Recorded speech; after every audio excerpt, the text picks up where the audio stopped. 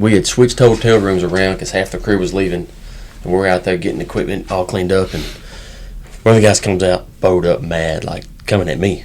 And I'm kind of waiting. I've been waiting my whole life for, like, I want a real reason to hurt somebody, like in public. Like, you want to come at me, I'm gonna beg my way out. He might like to fight, but I'm like, I'm always ready for this, and this is set up perfect. He's in my face, wanting to push me and pointing at me, but he just got his teeth fixed. He was a druggie. And I'm thinking to myself, man, if this is the opportunity I've been looking for. And there's a 10-man crew behind him, knowing what's happen here. But I remember thinking, like, man, I can't do that to his teeth, because I already knew it was going to happen, and he didn't really want the trouble that was going to come, because I don't really know how to play around. It's like, we're playing or we're not. I just remember backing up and, like, calming him down, and everyone's like, man, I can't believe you didn't hit him, and like, I don't think it would have been the helpful situation. But later, I talked to him later, and he apologized, and I was able to kind of. He's still off on drugs, so he really wasn't really open, but I was still able to have that opening. Maybe it'll come back to him eventually. But my selfish motive is like, man, I really want to drop an elbow on somebody. But I want to need to. I would need it to be like a for real situation. Yeah. And although that could have been, it wasn't the thing. So it sounds a little twisted, but you can edit that out. All right, welcome back to another episode of Two Dudes, One God Pod. Today, Pat and I have Justin and Isaac, real cowboys. Yep. It's a real thing. Real deal. They live it. They know cowboy people because they are cowboys. Yes. Don't get to do as much of it anymore as we want to. Yeah. Working Okay. towards more of that. Yeah, cowboying's kind of like a drug, Like, if you could buy it and put it in a bag, it'd definitely get you fixed, but unfortunately, you can't do it too often. These guys are involved with grassland beef. I'm really excited about what y'all are doing as far as cleaning up your ingredients, offering whole beef packages, doing amazing jerky. We'll put a link for y'all's website on the page and everything like that. Before we kind of get started into the beef side of things, when did y'all kind of find God? When did he become a reality in your lives? You want to go ahead? A reality, Yeah. a tangible reality. Actually, November of 2019. Awareness in the household as a youth. A lot of things throughout my life where I served in aspects of ministry and stuff, and knew who God was, but tangibly in 19. Yeah. What was the lead up to that? My amazing wife chasing Jesus. Wow. And more or less needed a driver that night to go to another church service, and said, we're going to do this. I want to go do this. We're going to do this while we're here. And just a different experience with a tangible God. In a different atmosphere than we had been in, a spirit-filled atmosphere, different than what we've been in, a secular atmosphere. That's when I came to know God. Yeah. And was there anything kind of leading up to that? Like, was it a case where y'all are struggling? Was it a case of... Oh, here we go with vulnerability. Yeah. I left a church we were serving at, more or less against our will, into the wilderness. Into the wilderness. Into a full-on wilderness experience. Yeah. Like at the end, a half-mile long road is where we live. No neighbors, no friends. An hour from anything. Trips to Shreveport, Tyler, Fort Worth to church, Texarkana church. Still serving in some aspects where I was with different things in that ministry. But a wilderness experience. Yeah. Yeah. Yeah, I think that God sends us to the wilderness to really cultivate that He is real. And it seems like the further into the wilderness that we get, the more that He can become a reality if we just look for Him. So that's I can definitely relate to that. How about you, Isaac? I got saved is what I would have called walking the aisle and getting saved when I was like 13. Yeah. That's really about the age that I learned about drinking and smoking and tobacco and all the other stuff that Yeah. kind of fed a whole long list of just the good old boy living. We went to church. My folks took us to church, but I think about 2 or 3 years out. So let me back up. When I was 18, I went on a mission trip with my dad in El Salvador, and it was cool. You know, we helped build some stuff, but I got sick, and when I came back, it was either from being sick or the antibiotics messed my guts up, and I ended up getting Crohn's disease. So 10 years later of me dealing with like just bad stomach issues turned into like bleeding out on the daily. Couldn't go to the bathroom, Wow. and so they're talking about taking my colon out. So all this time I'm married. You know, I guess I believed and kind of knew what God was, but it was probably more religion than anything. I mean, I had some just moral aspects about me, but I still don't know. You know what that means for me getting saved at 13, and then later I had a youth pastor that was ministered to my wife when she was in school that had seen a bunch of healings and had prayed for a lot of people, and we had him come over. He came and prayed for me. I've been prayed for a bunch, and you know, maybe God heals, maybe he doesn't, but at that time I was going from figuring out what to do next, take my colon out, get on the next experimental drug. He came and prayed for me, and it was kind of a deal where God was working on my heart at the same time, because this particular guy was a good family friend, and they had talked about, he had mentioned how he wasn't sure about me marrying her because he didn't know where I was. And I joked, I was like, well, I told him later, I said, if you really knew where I was, you'd have been even stronger about what you were saying. Yeah. So I didn't want him to come to our wedding. I was like, man, screw that guy. Yeah. So I didn't have him come pray for me. I had him come over because God had kind of convicted me a little bit about, hey, you know, you kind of did their family friend wrong. And he laid hands on me and prayed for healing. And the next morning I had a normal bowel movement. You know, sometimes it'd go away, so I wasn't.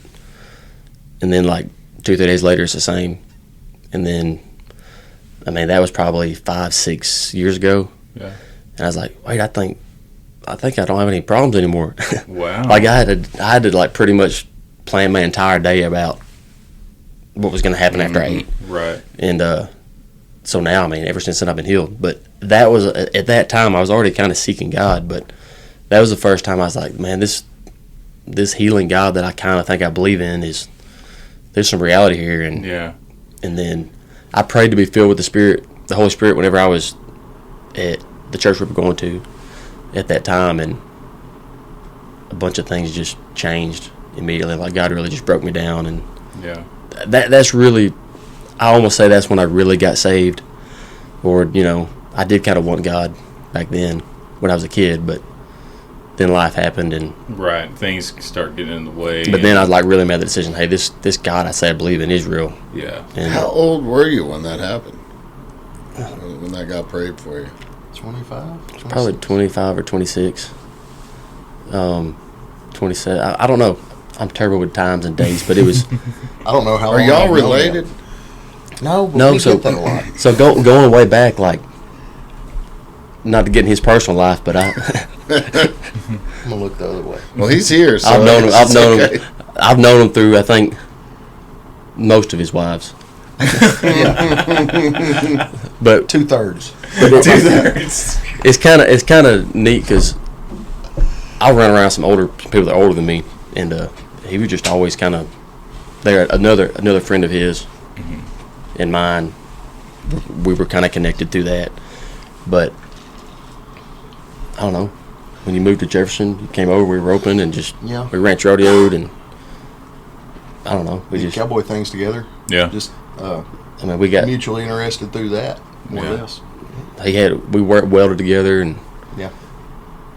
he All kinds he of worked things with me, together. and then we parted ways, and then circled back around. I mean, just we're not alike. He's very different minded than I am about things. That's probably why we feed off each other. Right. Yeah. But like y'all's commonality with horses, with cowboy stuff, with welding, like your craft and everything, when you start to perfect that, and you know, Yeah, sure. you're on the same definitely. job together, that's kind of a bond that people get, especially like when you're on the road traveling. And Yeah, it's strange. Isaac, cowboy Crohn's disease. He left out that he's a farrier. Yeah. So he has been over under a horse a lot of times. Yeah. At one time, they thought it was fungus in a horse hoof that was causing the Crohn's. And all kinds They of thought it stuff. was every different thing. And They still don't know. It was the devil. We sent him packing. Yeah. Send him back. I mean, I've known one other cowboy that had Crohn's, and he all but quit. Like, he just Yeah. went from full-time cowboy to a desk job, and just ropes a little bit on the weekends now. But Isaac is set free from that. Backing up to where we kind of meshed together. I mean, there was a time when I was building saddles and training a few horses, and they working and whatnot. And Isaac comes in one day, and he's been shoeing a horse for a welder. These welders, they need welders everywhere. I'm going to learn how to weld. I'm like, well, I've been a welder on a different wife, so I'll. And they're making that much money again, and there's that much demand. Here I'll go rig a truck out. So we did that and chased that blue flame for a Yeah. little while. Love it. I just like the melting part of it, though. So Yeah. I came to know God out of a wilderness experience. Continued chasing. Still, I'll give credit to the angel that he sent me and my wife Jennifer, and her chasing Jesus hard. Yeah. How long you been married? I've been married for 13, but I say 26 because every day with me it's like 2. Got that time and a half on it. Yeah. Yeah, I would say my wife was a big factor reining me in. I mean, really, She was. I mean, she's an amazing person. Like, just grew up in a loving Christian home, and just she's like the perfect Christian girl.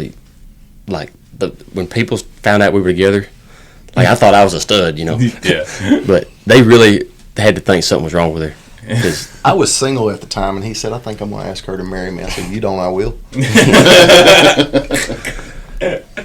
But she saw something that, you know, God just graced it. Because we did things right as far as leading up to being married, but when she decided she wanted to marry me, she didn't care if it was God or not.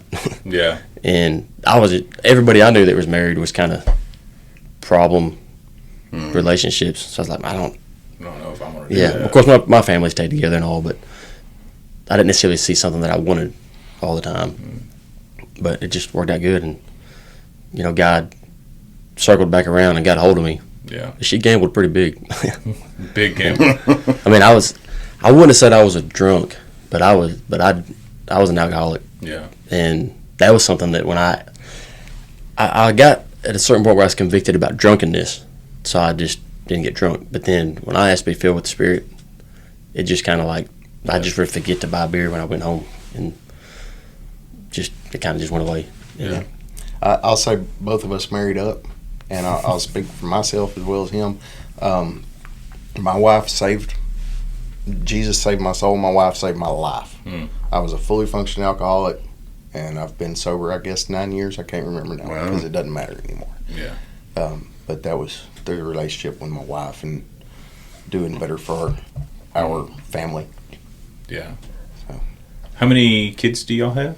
4. 4. Yeah, it's going to be 13, 11, 9, 7. All with your With now my wife. current wife, yeah. And What about you? you, Justin? 5 altogether. One from previous marriage. I adopted 3 with my wife, and then we had 1 together. So did a step parent adoption.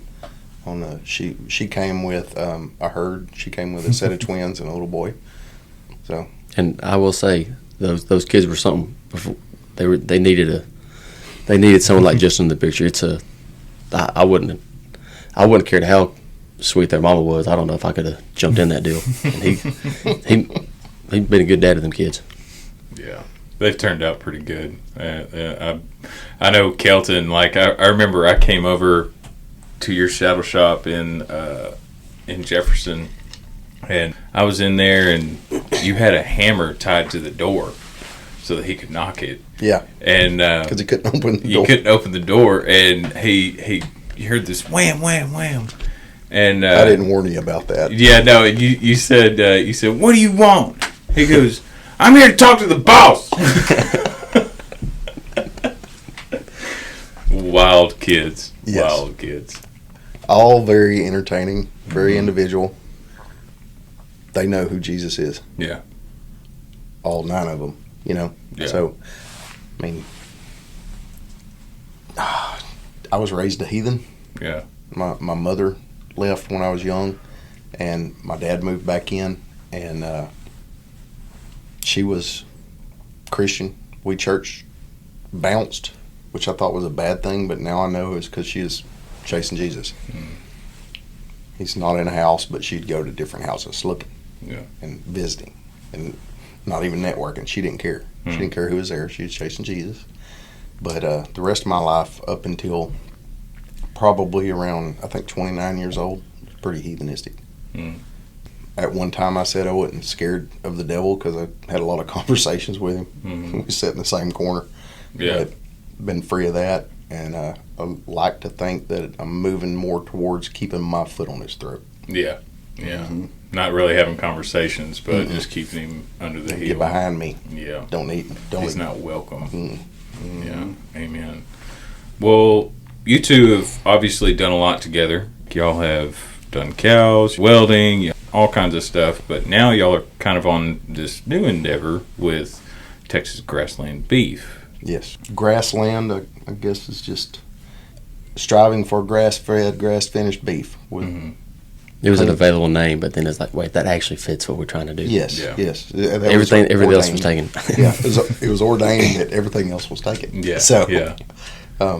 What kind of like motivated y'all to really get pushing into that direction? We were dropping off something to get processed for my family, and we just kind of talked about. Yeah, we asked a lot of questions. Hey, I've always sold some beef ever since I've been in the cow business. But it'd be like to friends or family or whatever. So we started with the beef sticks because the facility we're dealing with would help kind of let us tailor anything to how we want it, and they would facilitate that. So we got our own ingredients and started messing with that. Found out pretty quick that to just get the beef stick market going, you don't really get too far without having another way in the market, like a distributor or a connection at a big chain of something. So we're like, well, why don't we just try to sell? Well, no, I take that back. Someone asked us if we could sell beef. I said, well, we do that, so no big deal. And then as we started dealing with the packing house, they made it pretty simple to package it like we wanted to. And so then we shifted everything over to like, well, people are looking for the grass-finished products, and I guess it's not easy to do, but if you have some older calves that maybe didn't make it, that are out on grass now, it kind of fits the deal. Well, then we started just making sure we're only getting things out of the pasture that we can turn out, and maybe we sell them next week. Or maybe they sit there for however long they have to. Yeah. And it's just working. Eating healthier, knowing what's in your food. Isaac's family's been, I guess that kind of backs up to Crohn's and his family, his parents, but knowing what's in your food. When we started the jerky deal, it was trying to get cleaner ingredients that we want to consume. The first thing you'll see in most any processed meat is sodium nitrate. Yep. And it's a controversial I agree. every which way, but there's a lot of things to see why it's not good for you. And I wanted, well, that's kind of going back to, I wanted some beef sticks for my kids and for me, because I'm on a high protein diet all the time. And but you don't want to eat sodium nitrate all day long. You can, it doesn't hurt you here and there, but if you're going to eat a pound of that every day, it starts adding up. So we end up using a celery powder, and that's something that people have been using in replacement of the sodium nitrate. Not as easy to use for the processors. Just like the grass-fed, grass-finished beef is not statistically 14 million stalker cattle on feed. That represents 97% of the beef slaughtered in the United States for U.S. consumption. Then the other would be 1% of that has only ever consumed grass. 85% of the grass-fed meat sold in the United States is imported. It's a labeled product of the U.S. because all they have to do is improve. All they have to do is improve it, cut it, grind it here. Oh, okay. It's killed, slaughtered, imported, frozen. Yeah. So we're not really trying to enter a niche market on a marketing deal or a health scare or anything like that. it's literally something we want to consume. We want our kids to consume. The difference in grinding one cow into hamburger and the flavor, the omega-3 versus grain-fed omega-6. There's a whole lot of vitamins. I want to encourage people to do their own research, but flavor-wise, health benefit-wise, God gave us a grazing creature. He did not give us a creature that had to have grains. I trust my Lord, so I want to follow design in that way. I think a big problem is, especially here in East Texas, we don't have the grass that they have in other places. No. And a lot of people are kind of against a grass finished meat because they've had that 800-pound calf that someone had on grass. But it takes so much longer for them to develop. They need to be like 3 years old for the meat to be quality. Right. So that's not feasible if you don't get your logistics right.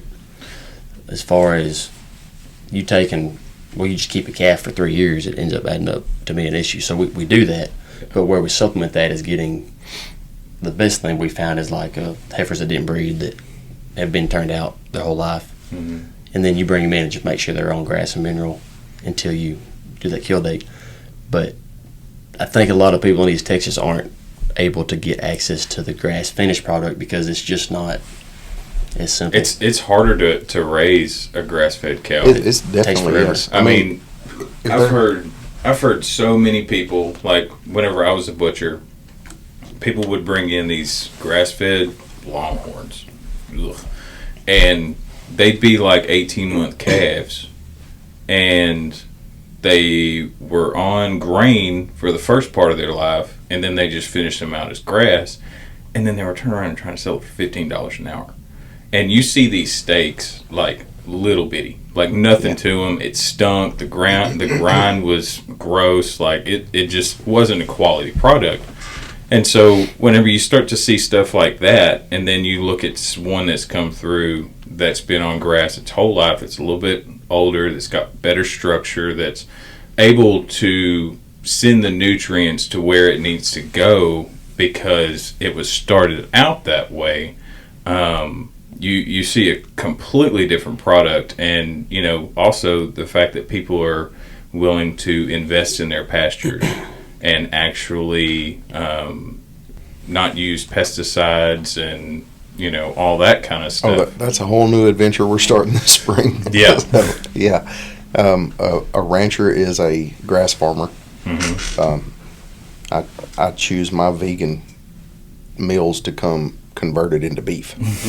I like my animals to convert the conversion as they're designed to. Just the networking to make sure that our product, the product we intend to market, is not misrepresented under common labels.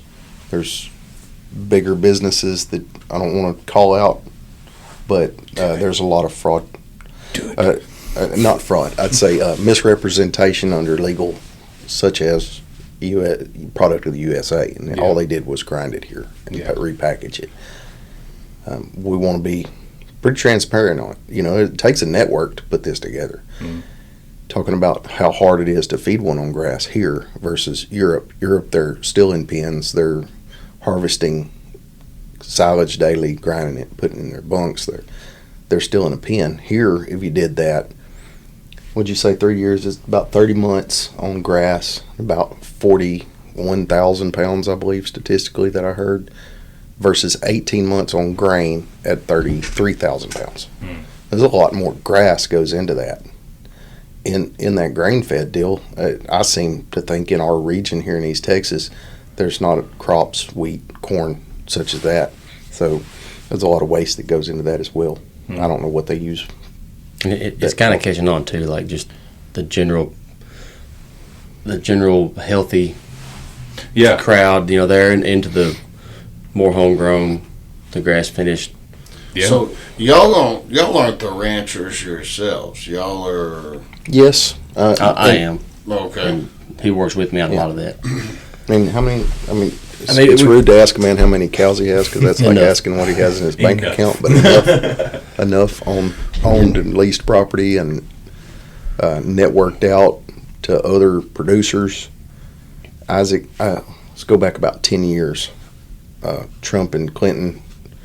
Isaac was going to do like most startup younger ranchers and get a USDA loan. And he asked me what I thought of it, and I was like, listen, it's an election year. If Trump gets elected, you can pay the loan back. If Hillary gets elected, we're going to have to eat them. So just go ahead and get the money and buy the cattle. So, I'm still married to that loan. I think that's by design as well. You know, I'm a connoisseur of good beef. I like beef. And I've smoked all kinds of briskets, Walmart briskets, Sam's briskets, Brookshire's briskets, ordered from the, fancy butcher, grass-fed, USDA prime briskets, and all kinds of steaks, and my experience with grass-fed, grass-finished is that they kind of look yellow, and they're usually kind of smaller, and I've done some like side-by-side, like seared them in a pan, cut them, ate them, fed them to the family, and like almost unanimously, if we blindfolded ourselves, I think we'd pick the grain-fed, but I don't know. Yes. I mean, my grandmother, used to make, hot cocoa. And my mom made some for me when I was like 7, and I spit it out because the stuff in the package with the marshmallows in it tasted better, Right. So I don't know if that's a deal, but Well, it is, because you get a gamier, beefier, Denser. grassier taste with the grass. The grain kind of tames that down. And the biggest problem with this, you're talking about a smaller steak, is because people are killing these animals too small. Yep. because it's expensive and Right. hard to raise. And the trick is the quality of that meat. The marbling, the steaks that we got today, Yeah. looks like Wagyu. I mean, it's Yes, they look unbelievable. like a low-grade Wagyu. But And this is it's amazing. And that's what frustrates me, because everybody is looking for the grass-fed beef now, right? And then you've got these guys that are throwing these longhorns out, or whatever breed that they have, on just grass and just expecting them to do it within 18 months. And so people will buy this expecting quality product, and they get crap. Yeah. Well, and there's a little bit of quality control that you Right. don't have if you're not feeding them out compared to the grass. And you need to for sure have them old enough, or Right. matured enough. But Breed characteristics, genetics. I mean, there's what you're putting in the soil, when you're putting it in the soil, regenerative farming methods and ranching methods. They make a difference. You're talking about. Let's back up just a little bit to what you were talking about, the side by side. Yes, grass-fed yellow fat is an indicator of grass-fed, not and white that's fat is grain. omega-3s is in that yellow. The grass-fed meat is going to be darker red, almost maroon. Smaller, yes. I encourage everybody to do a nutrient test on those two different cuts of meat, and more nutrient dense. I heard about a guy the other day that had some meat tested that he raised, and the guy that tested it wanted to know, how did you get so many antioxidants in this piece of meat? That's unheard of. I don't know. A lot of natural vegetation, more holistic range management, more native vegetation. Just don't do anything, growing. just bush hog it. Yeah. Essentially. Yeah. Rotational grazing. I mean, it's different. I have a background in preconditioning yards where we take cattle that come through the cells where they pick up every sickness they have, and we have to give them all the medications, and we inject them with the hormones, and we mix a feed ration to grow bulk to send that cow onto that animal onto a feedlot where it can be finished out on a different ration to create the marbling and grow the weight. I doctored cattle on wheat pastures. I really like running up behind one, roping it if it's sick, and doctoring it, and that's fun and all. But as we venture into feeding our family a healthier diet, this is where it took us. I'm a 5th generation cowboy. I guess Isaac's 1st generation cowboy. And we still would like to rope and choke something. But Yeah, I think a lot of that, when you start comparing grain finished versus grass finished, it's not even really the same product at that point. I mean, it's you can get a consistency on feeding them properly that you may not always get on the grass finished stuff because the season. I mean, if you kill them in the spring versus kill them in the fall, they're going to be a lot tamer in the fall. They're going to be more wild tasting. So all that, the different types of grasses change that. Whereas the feed, you can pretty much know what you're getting. Control everything. you can do it faster, feed more people. I keep spouting out numbers for some reason, but 350 million humans in America, reportedly. 87 million beef, cattle. That includes dairy, bulls, steers, heifers, cows, calves under 500 pounds. At 350 to 87, it's hard to feed. Yeah. Unless you're pumping it up somehow. Well, one of our guests, Dr. Blom, we had him on, and he's from South Africa, and his brother's still in South Africa. And he told me, I went to Sam's, and I bought 4 nice lamb chops. And he called his brother. His brother had a local butcher a lamb and bought half the lamb. And it cost like a third what he spent on these 4 lamb chops from Sam's Club. I think there's so many hands in the pot getting You to can, that. yeah, you can imagine the struggle there. But I've got some interest in health stuff that's gone on that I think y'all might have some answers for me on this. But I've been to orthopedic guys, I've been to my doctor, I've been to skin doctors, foot doctors, all kinds of doctors with all these little seemingly unconnected issues. You know, I got like callus on my heel that cracks and bleeds and gets infected, and I'm itchy all the time, and my elbows and my joints hurt, my feet hurt, and it got so bad at one point I couldn't even ride my Harley because I couldn't work the clutch lever. And I went to the ortho, and they stuck needles in it, they injected it with stuff, they said, well, you know, we might have to do a surgery on it. And I went on that carnivore diet. I ate beef, butter, bacon, and eggs. And that's, 90% of my meat intake was eggs and ground beef.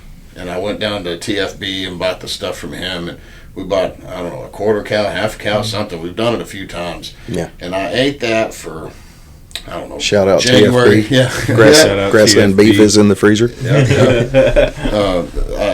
My whole family ended up getting on it. The wife and daughter were trying to do some other diet with salads and things, and it shakes, and it got complicated. And they saw me over there eating bacon and ground beef and ribeyes, and they were Living like, life. well, can I have some of that? And I said, look, just quit all this shake stuff and salads. You're putting dressing on it anyway. And we did that from January to like May. And I lost like 60 pounds. My boots were a half size too big. Feet lost my feet weight. shrunk, and it was swelling. It was inflammation. My skin quit itching. A month in, I realized I hadn't taken any ibuprofen or anything. I'd just totally gotten off of steroids and anti-inflammatories.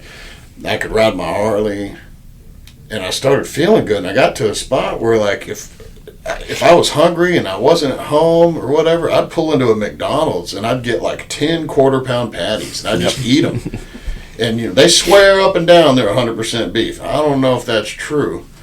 We can talk about that here in a second. I can't ever get a Burger hamburger King to look is. like that. Yeah, mine have never looked like that. So. Yeah, but they're $1.69 a patty, and I could eat 10 of them, And then I got to where I'd fast for 3 or 4 days and just drink water and eat salt, handfuls of salt. Yeah. And, when we first started it, I was trying to eat chicken because chicken's easy. You buy it frozen in a bag, feed the whole family, just thaw a couple out every day. And there wasn't enough fat in it. Yeah. Or nutrients, I think. And I think there's some key to that. But beef is a nutrient-dense product. It's the most, beef and lamb, and there's the what do they call them? I can't remember the four the name stomachs. of What do you call that? Any ruminant. Ruminant, yeah. So the most nutrient-dense food that we can put in our body, Right. readily, easily, is meat from a cow. Deer, goats. And beef, the people that pumped sheep. it up as bad for you are the same ones that sell the medicine. Exactly. And they're the same ones that said that saturated fats are going to kill you, give you a heart attack, give you high blood pressure. They're the same ones that said salt's bad. They're the same ones that said, use margarine, don't use butter. This whole little journey for my family kicked off because we bought like a loaf of bread. Because, I don't know, we were going to make sandwiches or something, and we didn't cook it. We didn't eat it. And like 3 or 4 weeks went by, and I said, well, I better throw that bread away. And it was fine. Yeah. And I Or thought, was it? that's not right. Wonder And so bread. I flip it over and I'm reading the ingredients and I couldn't pronounce some of them. And so I Googled like a simple white bread recipe and we made it with like honey and flour and some other stuff, yeast or whatever. It wasn't even, sourdough bread or, we tried to do that. We ended up with just a jar full of stinky stuff and my wife threw it out. My wife keeps some of that going regular. Well, dude, we're going to have to have y'all over so she can show my wife. But, dude, I started making bread. I made a loaf of bread, and we ate the whole thing, so I made another one. And the next day, it was starting to get moldy already. Yep. And I went, huh. Naturally occurring. So we went, we had a family of 4. We started making a loaf of bread a day, eating the whole thing, and eating almost a whole stick of butter every day. And we all lost like 10 pounds quickly, like within a month. And I thought to myself, what is it that we're eating? Like when I go to Whataburger, what is it? I know that the tomato's probably a tomato, but like I have no idea what's in the bun. And so we all really converted over. We ate that strict deal. And it wasn't that hard once we got past the first week, But the other thing is the satiation, like I would eat, I used to order 10 quarter-pound patties when I was out running around at McDonald's. And then it got to where I'd order like 6 or 5, And then you don't get tired. Yeah. And we tried to eat all kinds of Sustainable steaks. energy. We always end up back with ribeyes. I used to love fillets.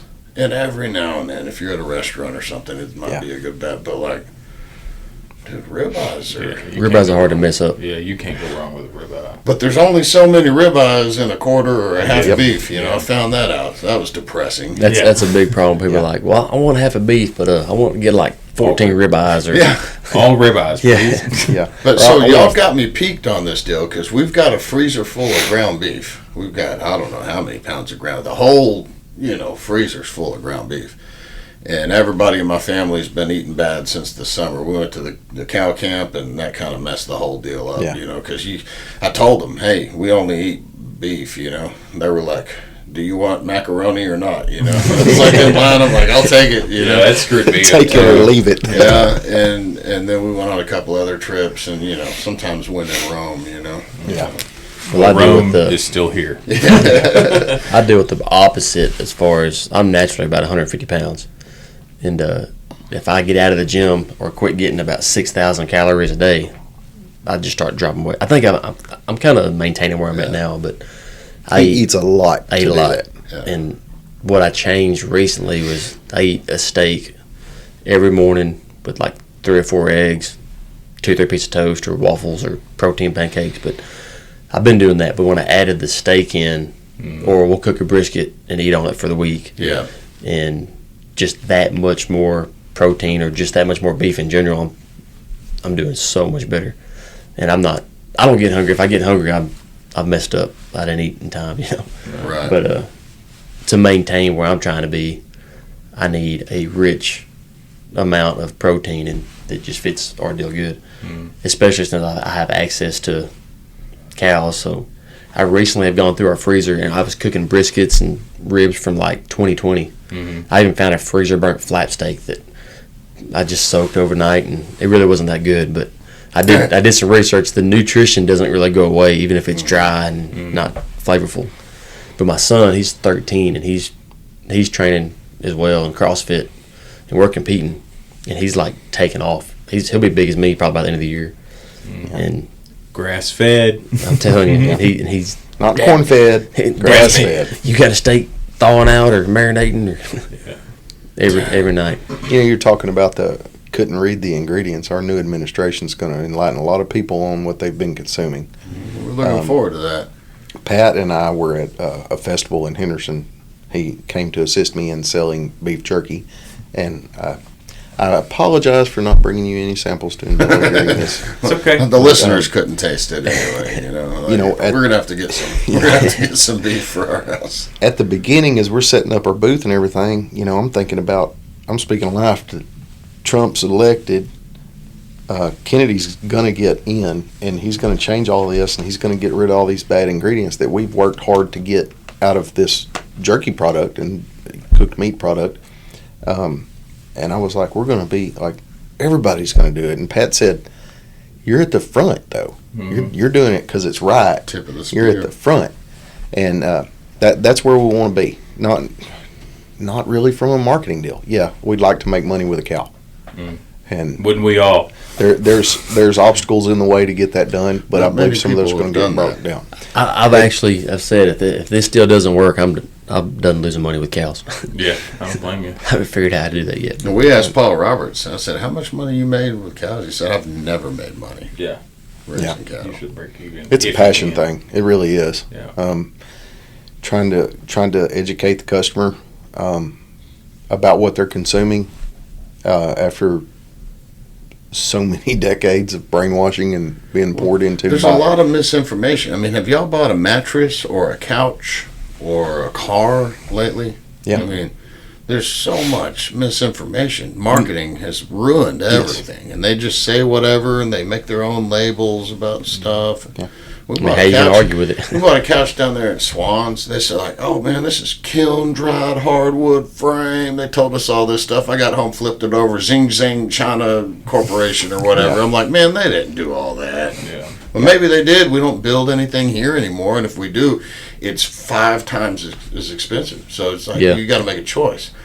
In my house, we can probably have 4 steaks from y'all's company. I'm just guessing. Y'all tell me if I'm wrong. Probably 4 steaks from y'all's company, or I can eat a week of steaks, from Sam's Club. That's probably the reality of it. And not to discount y'all's product, but like, Well, you can't compete with the It's hard to. mass I mean, amounts of meat they move in. a grass fed's only 3% of the population of the cattle that are being processed for consumption. There's got to be a niche there. There's got to be a difference. yeah. If you're seeking quality and benefits, you're going to pay for that difference. Yeah. You mentioned riding your Harley earlier. Yeah. I mean, would you ride Zing Zang Zoom Zong's Cruiser? I did. They were pretty fun, I'm a sport bike guy myself, so I Hey, mean, look. that's all I ride. That's funny. My first motorcycle was a Honda. The second one was a Kawasaki, Yeah, and and I they have- got bigger. And on paper, that Kawasaki. I'm not way talking about nicer. proving names. I'm talking about Temu. Yeah, V-twin off Temu. I don't know. I have seen those little Temu excavators, and those were kind of interesting. I They thought, I'm catch curious. my eye every time. I'm like, $3,000. We could probably do that, And they might last, and they might not. And they might make you sick as well. Yeah. They're probably made out of lead. The marketing, there's been a big marketing deal coming in grass-fed. There's a lot of data that people really need to look into as to how that is really the truth of it all. Well, like on the Facebook groups, on the carnivore groups I'm in, they'll be like, oh, I found this grass-fed at Costco, man. It's a good deal, And I'm looking at it, and it looks $42 terrible. a pound. Well, no, they'll be like, it was cheaper than the regular, ground beef. And I'm like, well, dude, there's a reason why it's cheaper. Yeah. It probably came from somewhere. It's frozen, like y'all were saying earlier. Right. Uruguay, New Zealand, Argentina, it stayed frozen on a shipping container ship being shipped over here from some shipping port for I don't know how long. We haven't researched that. When we were getting into the jerky and stuff starting up, we were researching other companies. The biggest one, none of their beef's from the United States. It's all from Brazil. It's all Brahman, long-eared, humpy-backed cattle that get processed over there, and it's just the meat that comes over here. They don't pay for shipping on the bones, but those countries also utilize the bone to feed people. They feed people with those bones. It's totally different in other atmospheres, but we're seeking to sell a better product locally where you can call us and you can come pick your cow up. How about that? Yeah. Really? Y'all are like right here. Y'all got cows somewhere around here? Yeah, it's In that Henderson, way. Jefferson. everything Henderson that I got ready to leave is in my front pasture. So Yeah. like as they get a size, or we'll just pull them from the different. Well, you're telling me, like, when you get them, it takes 3 years.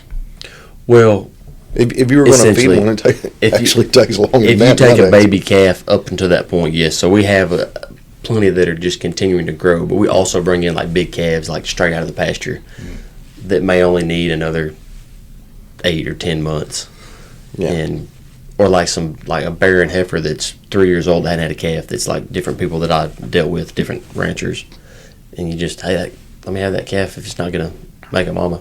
Yeah. Yeah. And so I've just been able to kind of gather as we go, and the logistics of it might have to change depending on how big and how fast.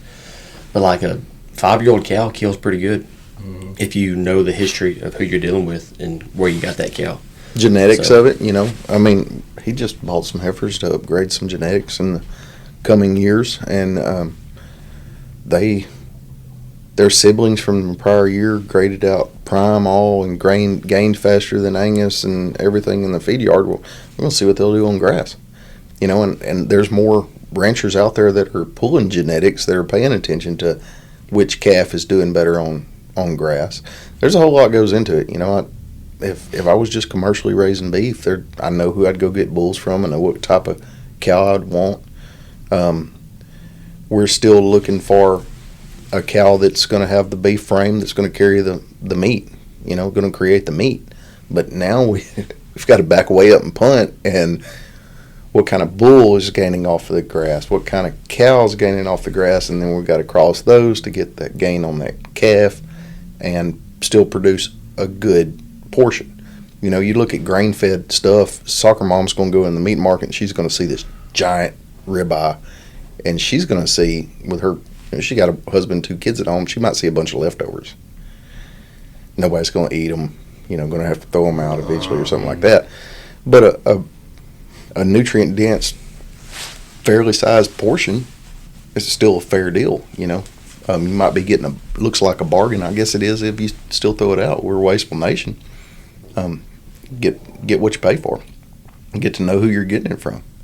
I'm going to plug something that my wife and I have coming up. It's essentially going to be an indoor farmers market, a handmade market as well. And I connected with a guy today that's going from 32 laying hens to 60 laying hens that are free range, truly free range. You look at your free range eggs at Costco now, and I can go show you places that they call it free range, just like they call it grass fed. But his wife also makes sourdough bread. We're going to network into people that are producing a crop and don't want to wait till Saturday to go sell it at the farmer's market. They can come put it in a booth there, and it's near the 2 grocery stores that we have in Henderson. We're going to pull in there. There's also groups in different towns, Longview, Tyler, Henderson, that have farm to market networks, say on Facebook groups and stuff. You got set up with the Rico Ring and Long. Yeah, there's a Rico Ring in Henderson, but we're going to have it all in one place where you can come get your value. In all that, I'd like to have a Meet the Producer Saturday. Every other Saturday, we'll be there talking about the beef. We've got sources now for some pork that's actually pasture raised long 2 years. It takes them 2 years to produce to fill out enough to slaughter. It's cleaner pork. If you really look into your processed pork now, it's dangerous. You look into processed hamburger meat. What did we say, Pat? There's like 33 DNAs in that California hamburger. Yeah. So talking about your McDonald's and everything, like they took patties and they sampled them, and they found that there was over 30, which I've also seen other videos that say over 100. Over 100 different genetic codes within that meat. And to be fair, like, you've got to feed millions of people. Yeah. Like, I can definitely understand whenever the demand is there.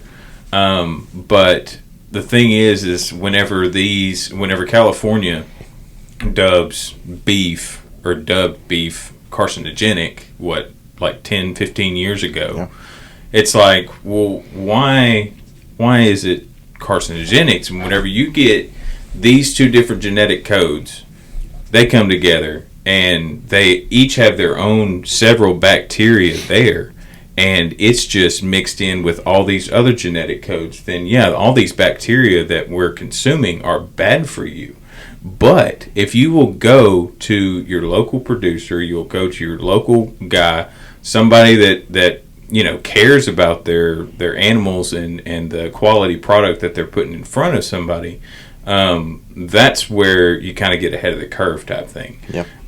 Because this whole, and again, I'll always say, they've got to place the orders, and it's nothing against McDonald's or anything like that, but that's the reason why they're putting this information out there is because it's the reality of it. And y'all were talking about sodium nitrate.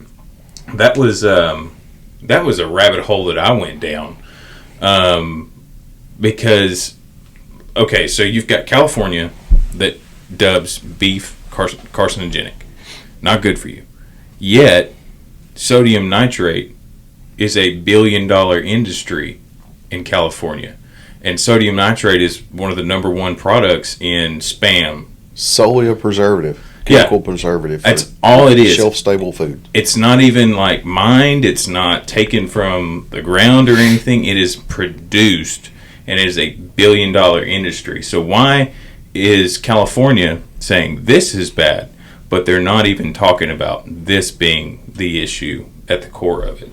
So I think a lot of that stuff is go back to like the GMO food.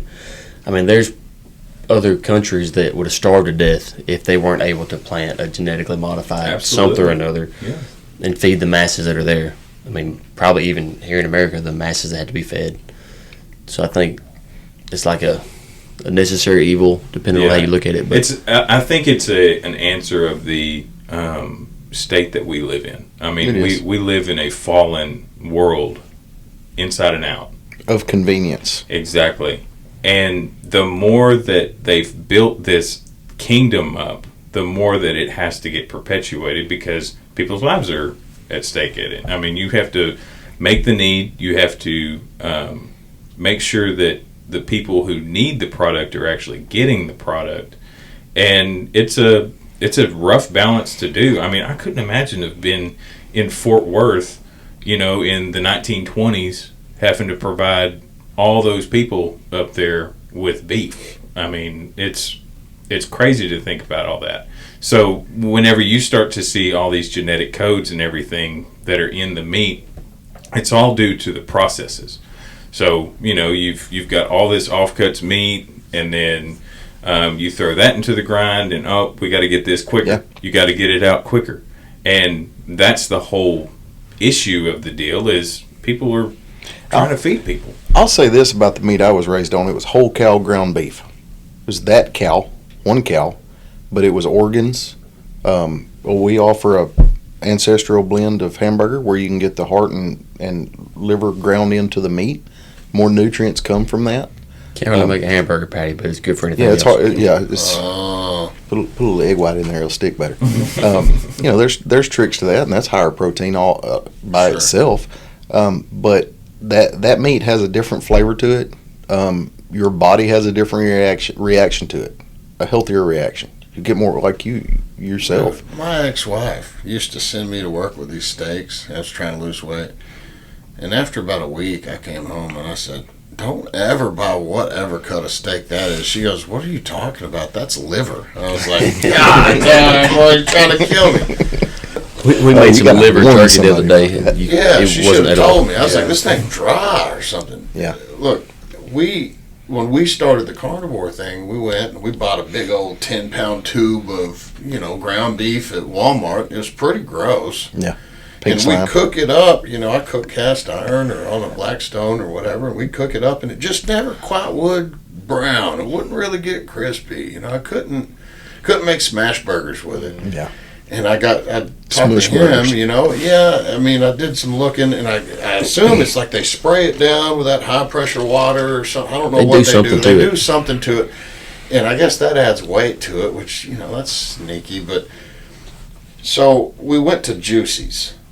And we ate a hamburger one night, or not a hamburger, but we ordered we ordered half pound of hamburger meat, and we're eating it. And my wife goes, man, this tastes a lot better than what you've been Yeah. cooking at the house. And I said, I don't think it's the cook's talent, I think it's this stuff. I said, I'm going to go call Pat, and so we came down the next day and bought a whole bucket Some real full meat. of stuff, Yeah.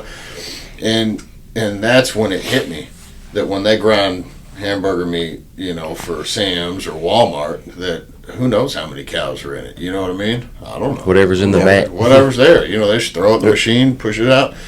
But, what I was getting from him, it looked a little different, Different texture. Cooked but, different. But it cooked better. And it didn't shrink as much. Even if it was 80-20 or it was a higher fat percentage, it didn't just disappear. It's like that stuff from Walmart, I'd put my press on it and I'd take it off and I'd go, we're going to have to start making these half pound because these quarter pounds are disappearing. It just cooked off. We get quarter pound patties, and it is a quarter pound of cooked meat when you're done. I mean, You got to buy the big buns. Yeah. like a kid won't finish it. And Really? So when you think of like a quarter pounder at any place you go, those are not quarter pounders. Right. Just the name at this point, but Yeah. I don't know what they do. They do something to the coloring and the preserving it Uh-huh. because it has to sit however long on the shelf and probably be refrozen a few times. Yeah. Whereas Now, isn't it, what is it? Wendy's, they swear up and down they never freeze their beef. I've researched a little bit. I don't know enough to say, but I don't see how. I'll say Cowboys Brahms, are. I think they say they don't freeze Yeah, it. Brahms. They won't open a store that's farther in the day drive from their dairy. I mean, I guess it's possible, but Yeah. Burger King. Yeah. Much better quality meat. Really? Than others. I believe Wendy's is comparable as far as fast food goes. I've got another friend that's on carnivore due to cancer, and his cancer numbers have gone down dramatically. He knows what the price of a hamburger patty is at every fast food joint, every little restaurant, all of that, because that's all he's consuming. You look at McDonald's backing up to them and others. They used to cook all their fries in beef tallow. Yeah. You start cooking beef tallow, looking at the nutrients in beef tallow. There's cuts of meat that are secret. Butchers usually get those for themselves that are real dense in nutrients. There's parts of the fat, the leaf fat from around the kidneys. You make your tallow out of that. that's and what it's my just- daughter makes tallow out of it. It's just healthy. Y'all sell tallow? Or? We've been talking about it, but we just well, use it for I everything. fry my French fries in lard, manteca, snow cap lard. Man, that and it was way better than vegetable oil or peanut oil. I don't know what these fast tallow's foods better than that. Tallow's Like, better. Oh yes. I got a little jar of tallow. Yeah. I got a jar. Sometimes I put it on the Blackstone when I cook. in our process and adventures, we're coming up with a lot of fat. So partnering with my mother-in-law, I believe, to start developing and having a marketable tallow that's My where daughter it saw came on from. TikTok. They put it all on their Yep. face or something. It's I and it's said, so "Now, come simple. on I now." mean, you essentially just Yeah. put it in a crock pot for 10 hours and strain it. It's just healthier. It's a healthier alternative. I mean, Isaac owns a business that I'm operations manager of. We clean train cars. We do other services for train cars, but recently we had to clean some that had soybean oil in them. What was left in them was the waste, and digging into how that is. Soybean oil is you want your one ingredient in vegetable oil that you go turn every brand of vegetable oil around at Sam's or Walmart or Brookshire's or Kroger, and it says soybean oil. They crush these soybeans. It's rancid, isn't it? I mean, vegetable oil, ultimately, they Yes, treat it or something. It's worse than that. They crush it and then they extract the oil with hexane, which is an industrial cleaner. Uh-huh. Then they allow it to turn rancid, and then they wash it with a deodorizer.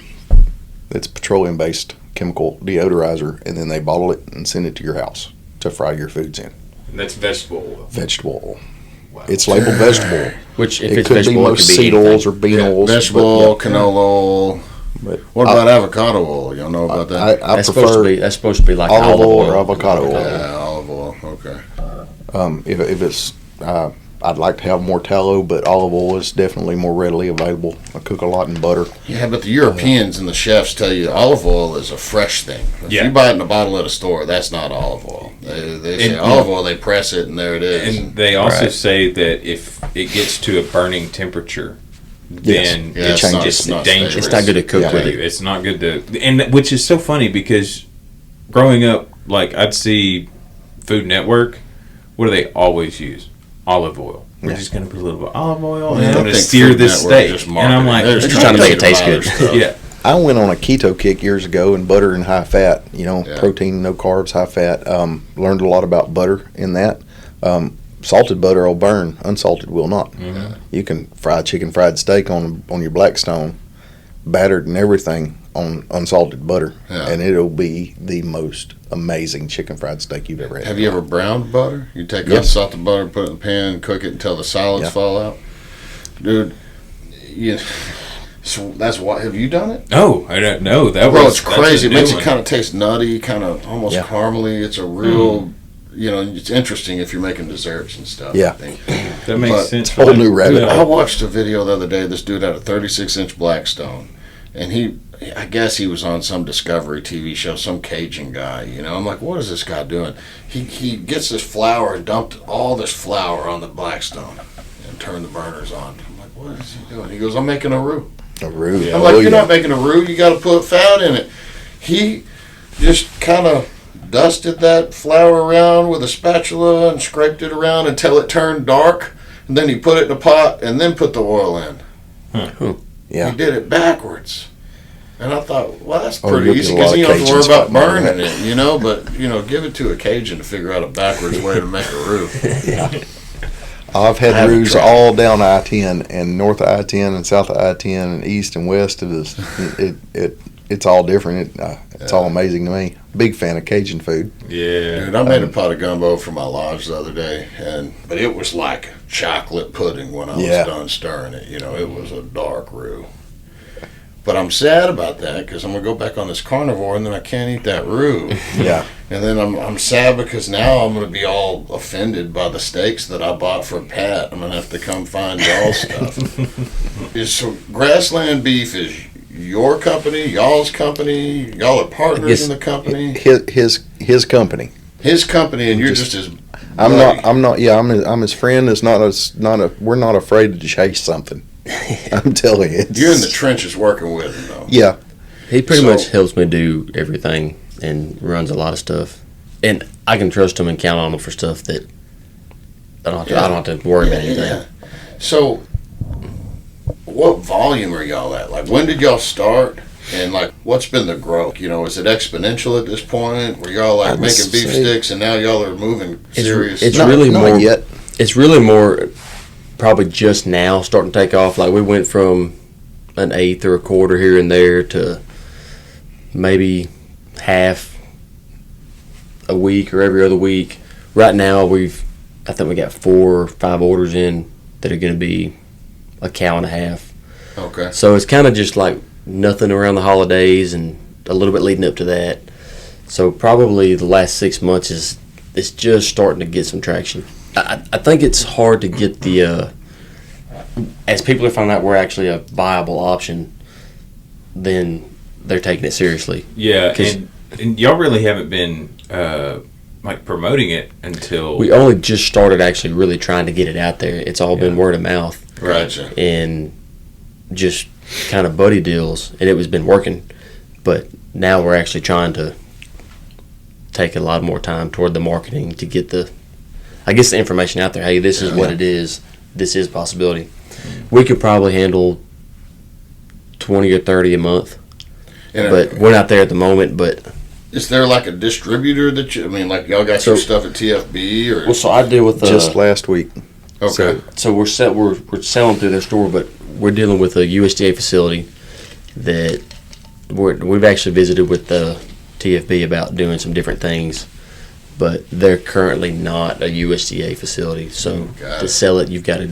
It has to be processed. There's not a lot of and options. slaughtered at a USDA inspected slaughterhouse. There's bureaucracy, hoops and Yes. hurdles to sell to the public. Still on beef and such.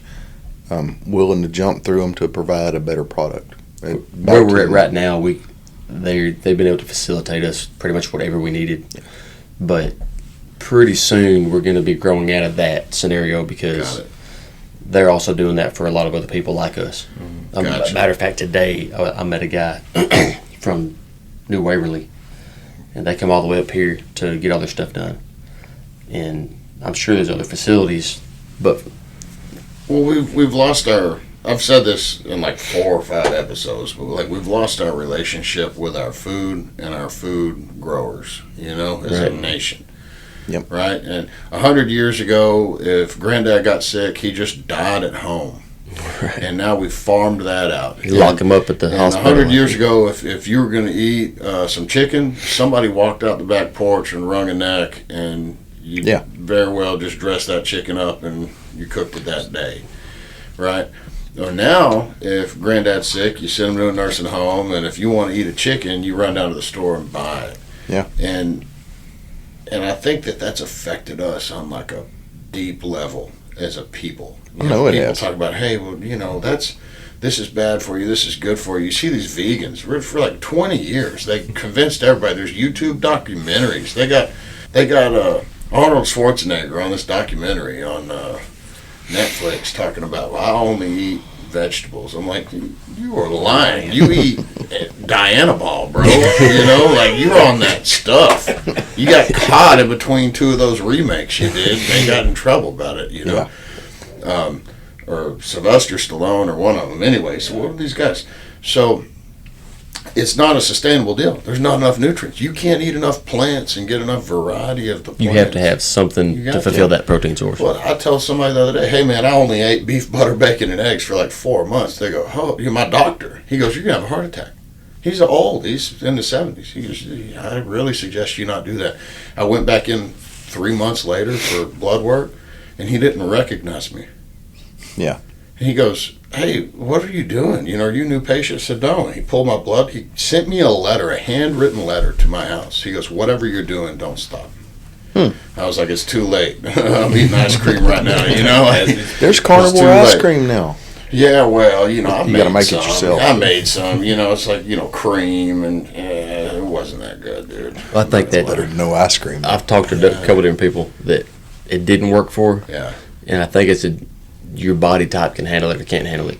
maybe. Because I know 2 different people that didn't do well on it, but I know of a couple people right now that are on it that are doing excellent. The thing is, that relationship with the food deal, it starts from within. Yeah. Like I believe that, like I talk to God all the time, and like I know that I don't have the self-control to do the right thing all the time. Sometimes God steps in because I ask him to, and he helps me do for me what I can't do for me. Right. If I give you a recipe to make a pie, and you take 2 of the ingredients out, cook it at a different temperature for a different amount of time, you can probably eat it, but it's not going to be the pie I gave you the recipe That's for. right. People are very egotistical. And so when I hear people go, oh, that's just not for me. I mean, I have friends that say, well, God's not for me. They say, the more I find out about it, that's just not for me. Well, who are you listening to? Where are you finding out this information? You know what I mean? You're reading books from Dawkins, or you're reading the Bible. I don't know. Dawkins says that he's what does he say now? He's a cultural Christian. Y'all know Richard Dawkins? Yeah. He's a super famous, philosopher atheist, wrote all these books. But now he's saying, well, he lives his life like a Christian because he sees the benefits, but he still doesn't believe in God. Well, when I hear people go, hey, that didn't work for me, maybe it didn't. Maybe it didn't. Maybe you didn't do it either. You know what I mean? Yeah. Right. Maybe you were trying to eat carnivore, but you were eating chicken. You weren't taking any sodium in, and you were drinking Crystal Light. I drank water, black coffee, black tea, beef, butter, bacon, eggs, and salt. And that's all I put in my body. And, when I started out, like I said, I started out with chicken. Man, I had headaches. I felt bad. I had diarrhea. Nothing was right about anything. And then I tried to fast, and I was sick. And then I started eating handfuls of salt. So it's like your body will tell you what you need. What I found out later is like I'd have a headache, and I'd go, oh, I probably just need to drink some water. And how many years of my life I got a headache? Well, give me a Tylenol, give me an Advil, And that didn't help either. Then my orthopedic buddy, he goes, hey man, when you take a ibuprofen, it interrupts your inflammation cycle. Your body can't make the something, I don't know, whatever it's got to make to repair, the protein process or something. So like these medicines, we've just been sold a bill of goods. Yep. We're just totally disconnected. And it starts with family and relationships with family and God, and then it moves out from there. And like, what's the one thing that everybody does? Whether they believe in Jesus or Satan or Nazism or just pick it. Everybody eats. Yeah. It's a core thing. The hearth used to be the place. Everybody would come. Salt, fat, acid, and protein. Everybody, every culture on every corner of the earth has to eat food. You got to eat. You got to eat. You got to reproduce. You got to raise a family.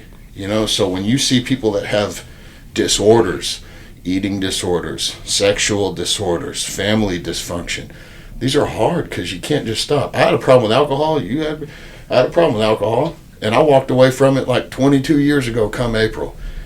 Awesome. And I could do that. I can't walk away from having sex with my wife or eating beef.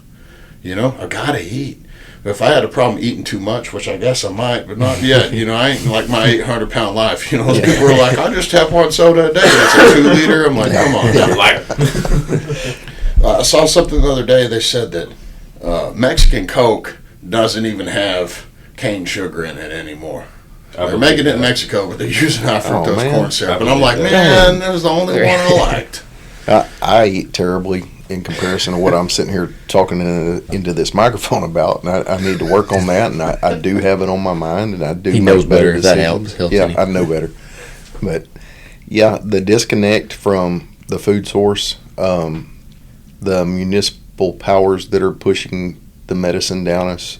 You go get blood work done, you got a vitamin D deficiency, they tell you to take D3. They don't tell you to get 20 minutes of sunlight a day. Mm-hmm.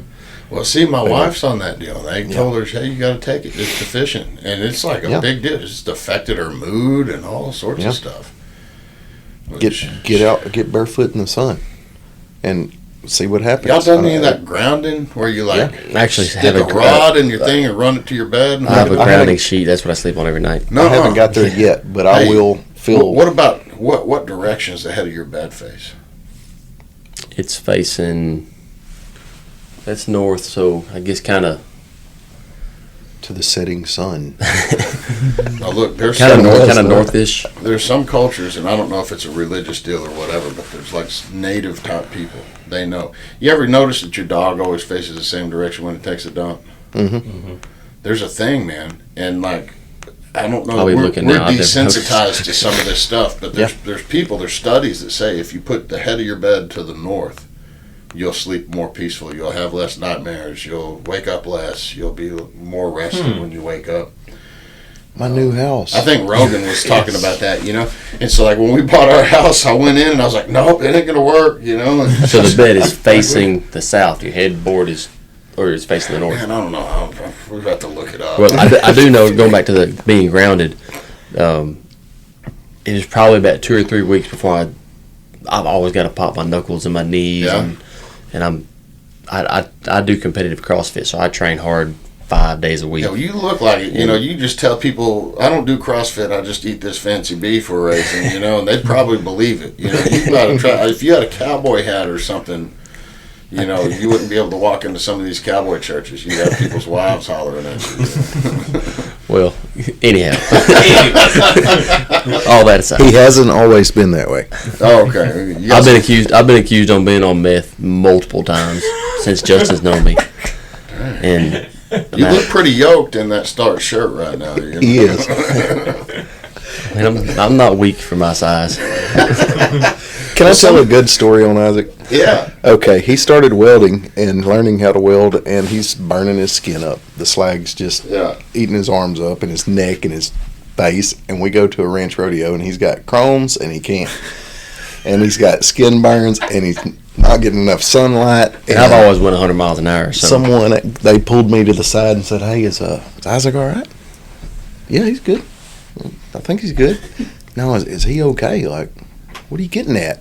Well, they had a big old fever blister on my lip at that time. Yeah, big old fever blister. Like, it's like he looks like he might be on the on something there. I'm like, oh, okay. Well, for your information, he is taking up welding, and you don't know this because he doesn't tell anybody, but he is struggling with Crohn's disease.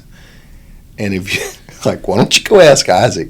Yeah, just go talk to him. Yeah, go talk to him about, Yeah. like, don't come to me because I'm his friend that I'm going to, heck, I'd probably lie to you. No, he's he's not on strung up. He's not strung out on the methamphetamines. He's fine. When Travis started this church, he was a good bit heavier. I don't know if y'all remember him. Yeah. I saw a picture of him Okay. like not too long ago. I was like, man, I used to know a guy looked like that. And then I realized it was him. Yes. Look, Ken Wheeler, one of the guys that comes here, he came like the 1 week, early in Wilderness, and they said they introduced him to Travis, and he was big, and then Ken went out of town and came back like 4 months later. Well, Travis had gastric bypass surgery, and so Ken kept coming back every Sunday, and he was like, Travis is losing like 30 pounds a week or something, just disintegrating, and he said finally Ken walked up to somebody and was like, hey man, like, I really enjoy hearing this guy's preaching, but like, is he on meth or something? Like, it's just He dropped hilarious. an unnatural amount of Diet weight. plan is that crack? He's on the stem fast diet, I've known a few guys that got off on that stuff, and it was good enough to them at first that I wouldn't dare touch it. It'd probably be good to me for a second and ruin everything else. I had my run with it. Lord, I went from 280 pounds to 180 in a summer. Yeah. I went from 180 to 280 in the summer. Yeah. Yeah. Well, you weren't on meth. No, I was on. For sure. I was on, trenbolone acetate, Yeah, and yeah. equipoise, and Yeah. Dianabol and all The that. juice. I Yeah. pulled a guy through a Whataburger drive-through window because he was telling me I had $8 left on my gift card. I'm like, I already paid. I want to talk to somebody with teeth, and I just pulled him through the window. I was in Liberty City, and he's like, no, sir, you have $8 left on your gift card, and I was like, you have a nice day. I was like, maybe I ought to stop. Well, I was $2.99 when I pulled the plug. I hurt my shoulder at the gym. Just too strong. December of 2019, and then they shut the gym down by the time my shoulder had gotten fixed for COVID. So I haven't been back in the gym since. Same. eat more beef I see and go those back. CrossFit guys, but I'm not trying to be good at working out. Like, I want to be good at like real stuff, like usable things. I don't want to do them weird pull-ups y'all do or whatever. We do move a lot of weight though, Yeah. and it has been really good for me as far as like just my flexibility and my movement just in life. Yeah. But I have gotten addicted to the Yeah. whatever endorphins you release when you go. Like, Yeah. I got to get my crack fixed by going and do my CrossFit every day. I mean, I got It videos literally- on my phone of me squatting, not quite Ronnie Coleman weight, but like You look like you should be able to move some weight. shouldn't have been doing it, or like trying to impress the high school kids at Planet Fitness while I'm on a free bench, 550, trying to do 2 reps, and I hear like real loud in my head. I'm like, did y'all hear that? They're like, no. I'm like, I don't hurt. Do 1 more rep, put it up. The next day, I'm like, I think my rotator cuff's messed up, It's gone. I end up in the hospital like the next night. Or was it Crunch? That was some kid from like SFA had come in. It was like my girlfriend at the time's cousin, and he was on their track team, and I was trying to hang with him doing stuff. And I ended up at hospitality ER. And they were like, are you allergic to anything? I'm like, no. I'm like about to start crying. They started hitting me with morphine and stuff, and I was like, thank you. They said, you need to follow up with an orthopedic. I said, no, I'm good. Just push a little bit of growth hormone right in those spots. And I actually tore a tendon in this elbow like a little over a year ago. And I used to do some MMA and jiu-jitsu, and I still do a little bit. But I stepped in the gym, and, I felt good throwing the guys around. I got on an arm bar, and I tapped out. It hurt, but, I was good. But by the time I got home, I was like, man, I'm kind of tender. And at the dinner table, I couldn't rest my elbow on them. And then by the time I went to bed, I was like moaning in pain all night. And I went and got an MRI. There was a small tear. But I also small tear will put you on the But ground. I had a torn patellar in my left knee at the same time, unrelated skiing wreck or I don't know what all. But and I had some issues. It was both knees and both elbows at the end of the day. And I ended up going to QC Kinetics. and they did stem cell therapy, grew all that stuff back. Really? And I'm like, I'm 100% now. I need to find out about And, that. But I think it was kind of controversial before because of the stem cell stuff, how they would get it. But now they take it from your own bone marrow, and it's pretty amazing stuff. My stepson's going to his first jiu-jitsu competition in Dallas on the 5th of April, which is the day after my wedding anniversary, and we'll be here doing a Freedom Weekend. Hey, they keep scheduling the Friday night of the Freedom Weekend on my actual wedding anniversary. My wife is just like, it's okay, you need to go to that. Aww. I need a link for the registry for that. Well, you'll have to get the next one. It's full. Awesome. Yeah, It fills up so quick. And look, if y'all haven't been or don't know too much about it, like, it's high level. I've been trying to get Yes. Justin to go for years. Yeah, and Jennifer told me you need go, and then I couldn't find the link you sent me. I couldn't find it on there. Well, wasn't a. One thing that is available is the women's lock-in is coming up in March, and I don't think they have like a hard cap on that, like Yeah. we do. Yeah. And it's cool. And if they do that, y'all can come shoot shotguns out of Travis's with us. Yeah. Yeah. I'm going to have Lolita out there. All right, when's she gonna be here? She came in this past weekend. Awesome. Yeah. Every time you say her name, it makes me nervous. I know. Same. I named her. Or I didn't name her, but my Just my reminds me ex-wife of that named her. novel or whatever. That Yeah. somebody made a movie about it in the 90s, and I'd try to watch it on Encore at night, He can Take edit me- this. My first marriage, we had to look up a platypus for a school project, and that messed up the home desktop computer right there. That's like you got to take the whole hard drive to It's going to be somebody. the first clip. Yes. No, the one with the duck bill. Delete, back. What do you do now? Unplug it. That young man became my stepson. He got real educated real fast, and nobody knew what to do about it. Not tech savvy at all. I don't think he knew what to do about it either. He was confused at first. Then it Yeah. became clear. But yeah, Well, what's y'all's goal? What's the MO? Where do y'all trying to land this at? You know what I mean? With the whole grassland beef thing.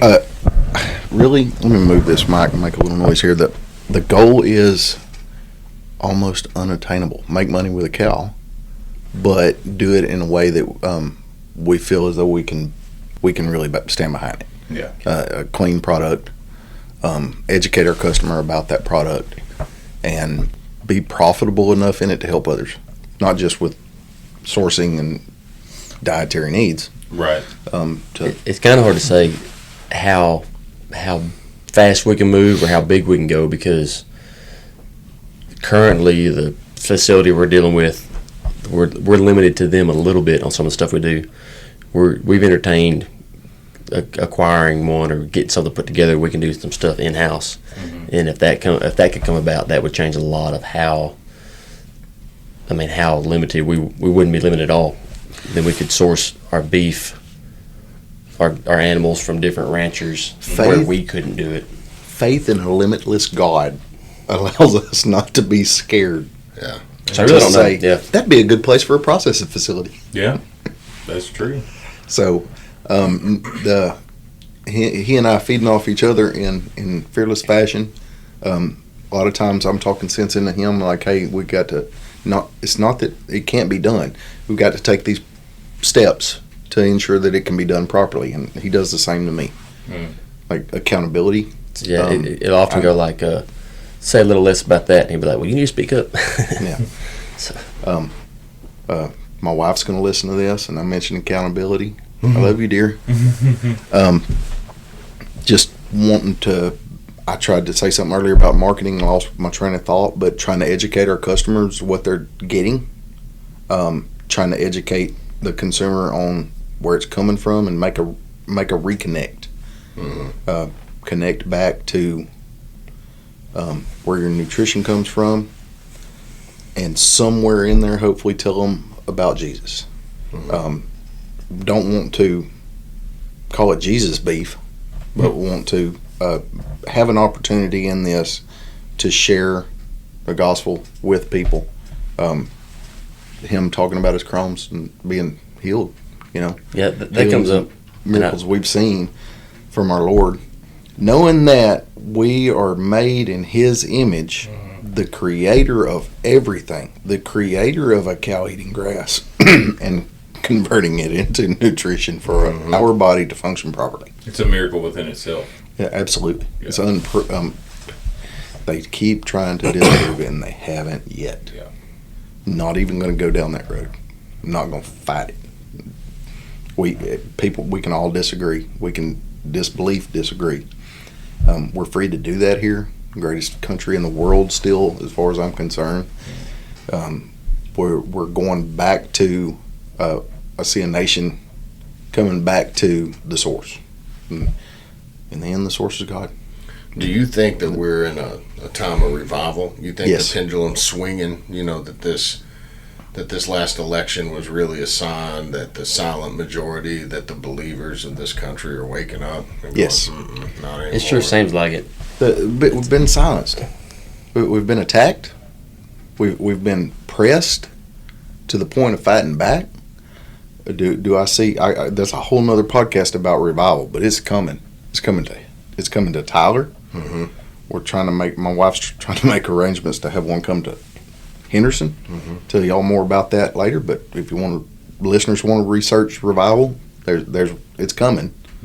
Find one. I'm actually missing a really good one tonight, a 3-night deal. Oh, really? Last night I heard an amazing message. I've never heard it put that way, and was really craving it. And then Pat texted me as we're sitting at Whataburger afterwards. I was like, "See you guys at 6:30 tomorrow." And I was, I told my wife, like, at least they're videoing it. I can watch it. It's not the same as being in the room, but a farm revival, a produce revival, a producer revival.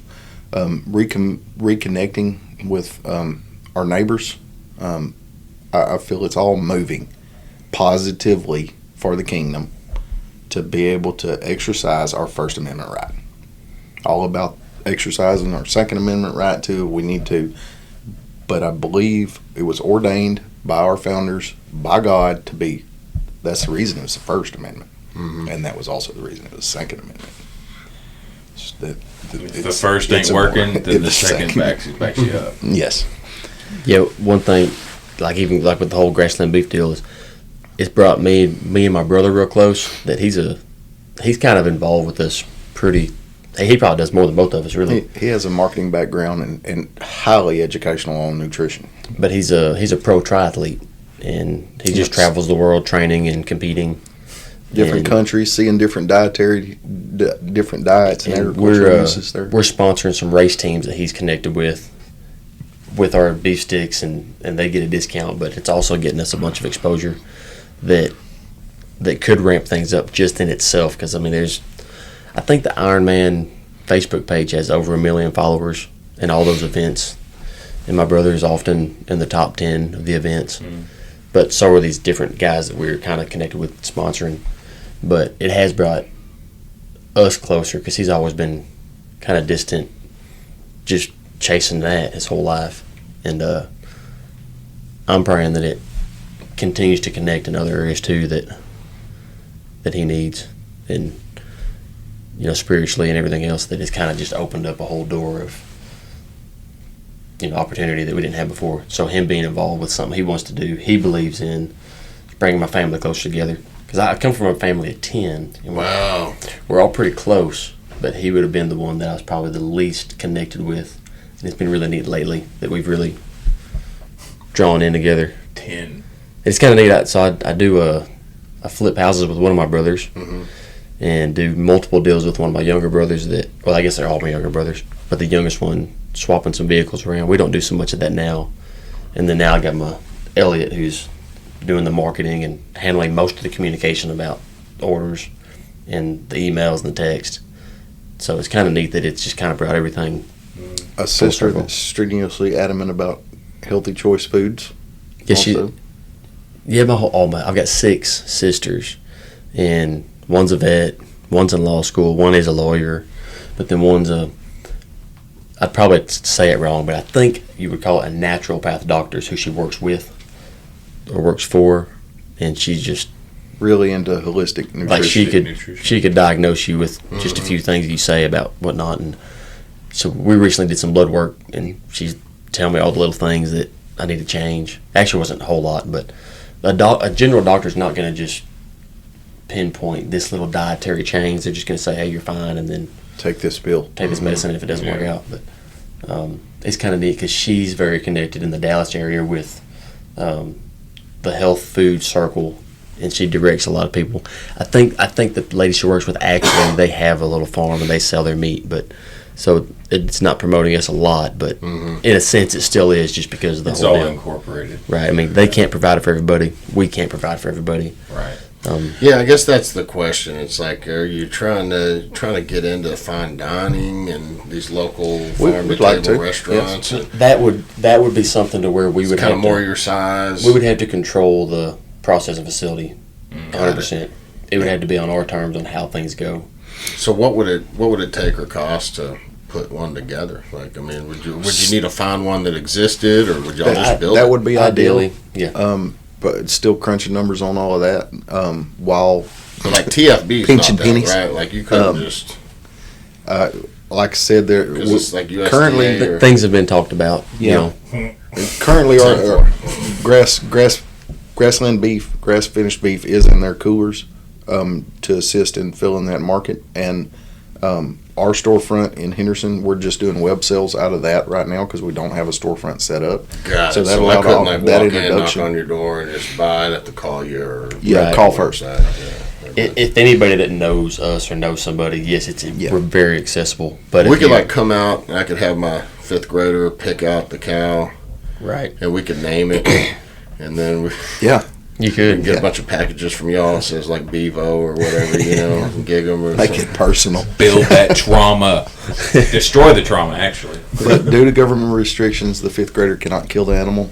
Oh, really? I mean, I'm not saying arrangements couldn't be made, but A witness possibly sign this it's release. funny growing up. My kids always, when they started shooting, they want to kill everything. They want to kill all the birds and all the. So we slaughter turtles because they ruin a pond, and then pigs, and here recently we started shooting some buzzards because you can shoot them now. Really? You- I did not know. You're that. supposed, you own- you're supposed to have a license, not a license. You're supposed to have like tags for them. So we don't necessarily do a bunch of that, but The invasive. buzzards, but I've always had black-headed them. ones. I've always had them. If you kill it, you got to eat it. So they like. Right. One day they brought a toad in. I mean, that thing was that big, and their Mimi cooked it for them. Right. But one morning, my little boy came, Dad, what? Come out here. There's a coyote trying to get that calf. A calf had just been born. It's like 200 yards out there. There's no coyote. No, Dad, look here. Look at that brown leaf. Now look under it, and like way out there in the woods, you could see the nose of a dog sticking his nose out. And it was a coyote stalking that. So as soon as I got a shot, I shot him, and it slung his intestines like 30, 40 foot. I've never seen nothing like that. It was crazy.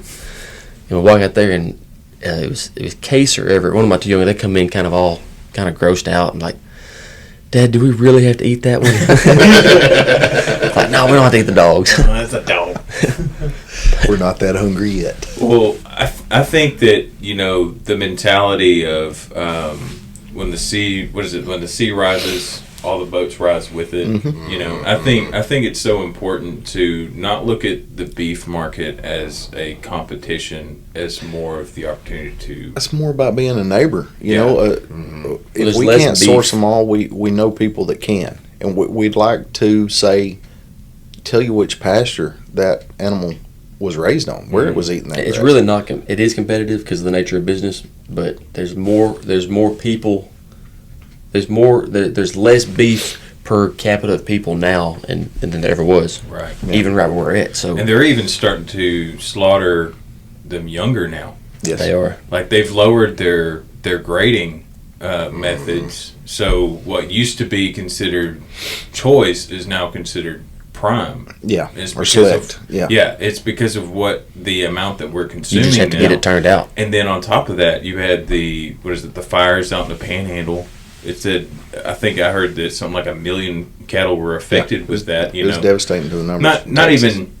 You know, everybody Everett's thinks. aquifer is drying up, or Yeah. at least their access to it is, and the cargo beef plant in Plainview went down. You know, 10 years ago? Or There's a lot of 15 things that years are going ago. to facilitate the industry of the smaller guys Coming doing back the smaller local. thing. Yeah. Because we're not going to be able to provide the place these big corporate There's outfits can. But there's a massive processing facility, I believe, being built in Amarillo. It'd be like a 2 or 3 year project that's independently funded by independent ranchers to fight the big four that control the mass. What is that? marketing. Hormel, Tyson, Cargill, and can't tell you. They ain't worth remembering. That's right. That's what I was going to say. I don't care. Yeah. We're trying to do facilitate the need with what local resources are there. When I grew up, there was a locker plant in every town, and you could take your beef up there. You could go to the sale barn and buy one. They could process it for you in your name and all that stuff, and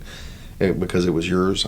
I grew up with my best friend. There was 6 kids in that household, and his mom, his mom would go to the sale barn when school started, have order buyer. I got to feed all these kids. I need a lot of hamburger. Find me a cow that's going to make a lot of hamburger. Buy it, pay for it, get it to the locker plant, pay some hauling, drop it at the locker plant. Usually they drop it off for free, get it killed, and ground the whole thing up. Yeah. Like maybe get the hanger steak and the fillets off of it, and that's the only thing tender enough to eat on an old cow. But boy, we ate a lot of good hamburger. Yeah. And it was a cheap way to feed your family. And it was still healthier local. Than what we Yes, have in absolutely. most stores now. because it probably was a cow that's been on grass for the last 4, 5, 6 years, having calves. In marketing ads and stuff that we're doing now, we're seeing a lot of questions. Or is your beef hormone free? Yes. If we're going to have to extensively doctor one, it's not going in the food chain. Yeah. On us. Yeah. Somebody Usually, else once might they get want sick, to you do sell that. them. It's Instead of the sale barn. And unfortunately, that's the option we have, and that's probably going to end up somebody's food supply. Or it all goes to your food supply. So There are there's a lot of bad marketing on the cow, how the cows are being treated in the processing facilities. The large ones y'all watch now. Temple Grandin? Yes.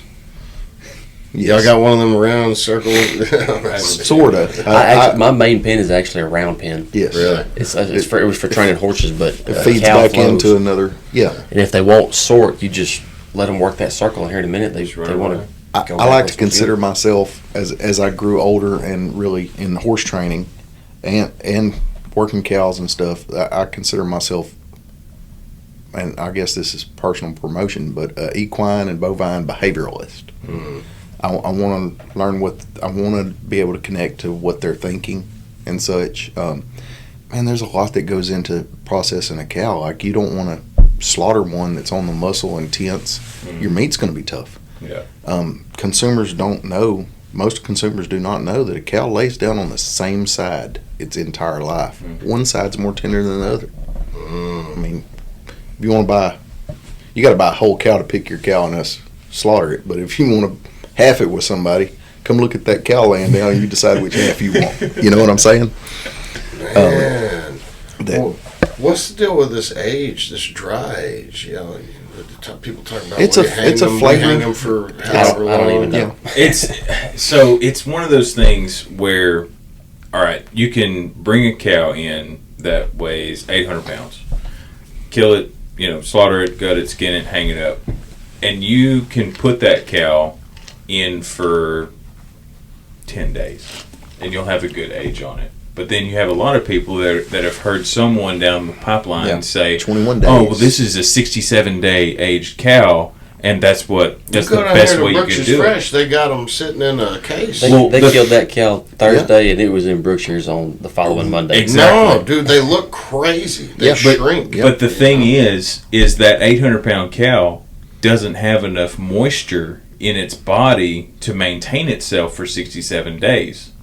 So you may have that cow hung for 67 days, but your ribeyes are going to be just like jerky, and your shoulder is going to be really tough, and it's like, yeah, it sounds good, but you have to provide the product. In order for some, it's a taste thing. You won't get that on a grass finish because they don't have that. There's not enough fat. There's still going to be a good bit if they're old enough to start with, but yeah, it's not. Yeah. It's not Well, the like we product went start to with. a super, couldn't even order. They didn't hand us a menu. Some guy with white gloves came out and explained it, and it was so complicated. 5, 6 courses.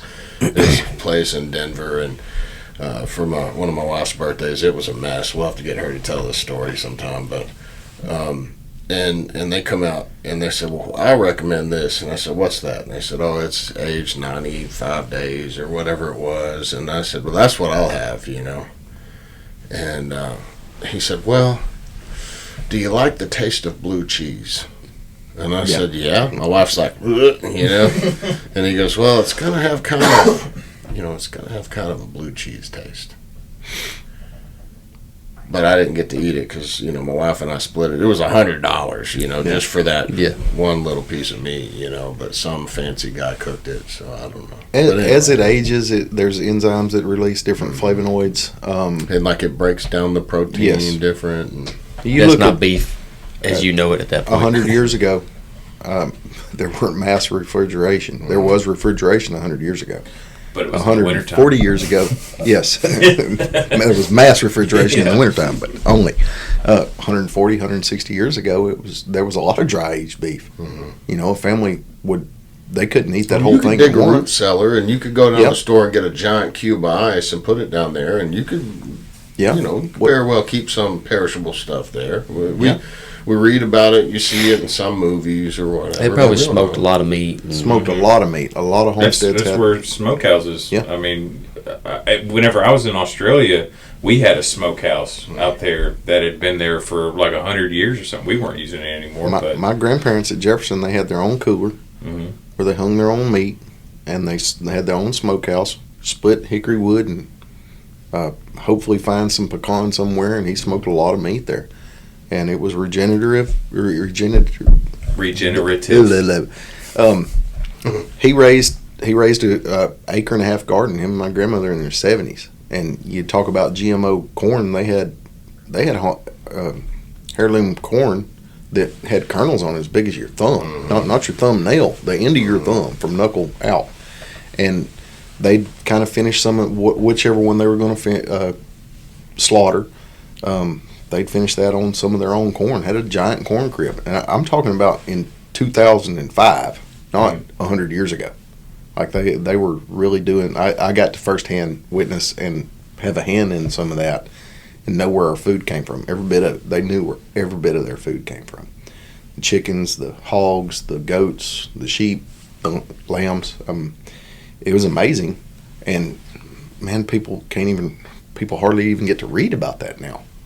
Well, the government was so hard on our producers, on our ranchers. Still are. And, my cousins, my uncle had a big farm outside of Plainview, and they raised corn and potatoes and milo and, cotton and some other stuff. And, I said an episode or two ago, I remember eating corn out of their little section of the garden, and man, it tasted different, than what we get. And, it had bugs on it, when we picked it. But I think it was really profitable for them in the 80s. And then the subsidies came, and and the government put their hand on stuff, And then the seed companies put restrictions on the neighbors. Yeah, dude. I mean, that whole, I guess that part of the GMO stuff is nuts, because you're sort of just leasing the seed from them because you don't own it. You couldn't propagate it again. You got to buy more seed. Yep. Don't keep the seed. It's a real confusing system. On top of that, subsidization and the government literally paying people to not produce. Crazy.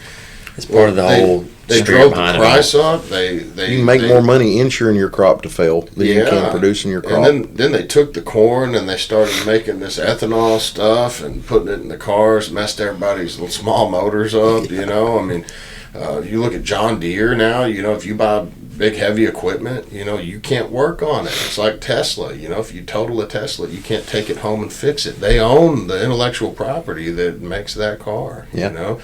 So John Deere, it's like, well, if you don't pay for the update for your combine, it ain't gonna run. The end. Crazy. And it's what, I think they're in a lawsuit related to that right now. There's all kind. But they got the money to fight it forever. Right.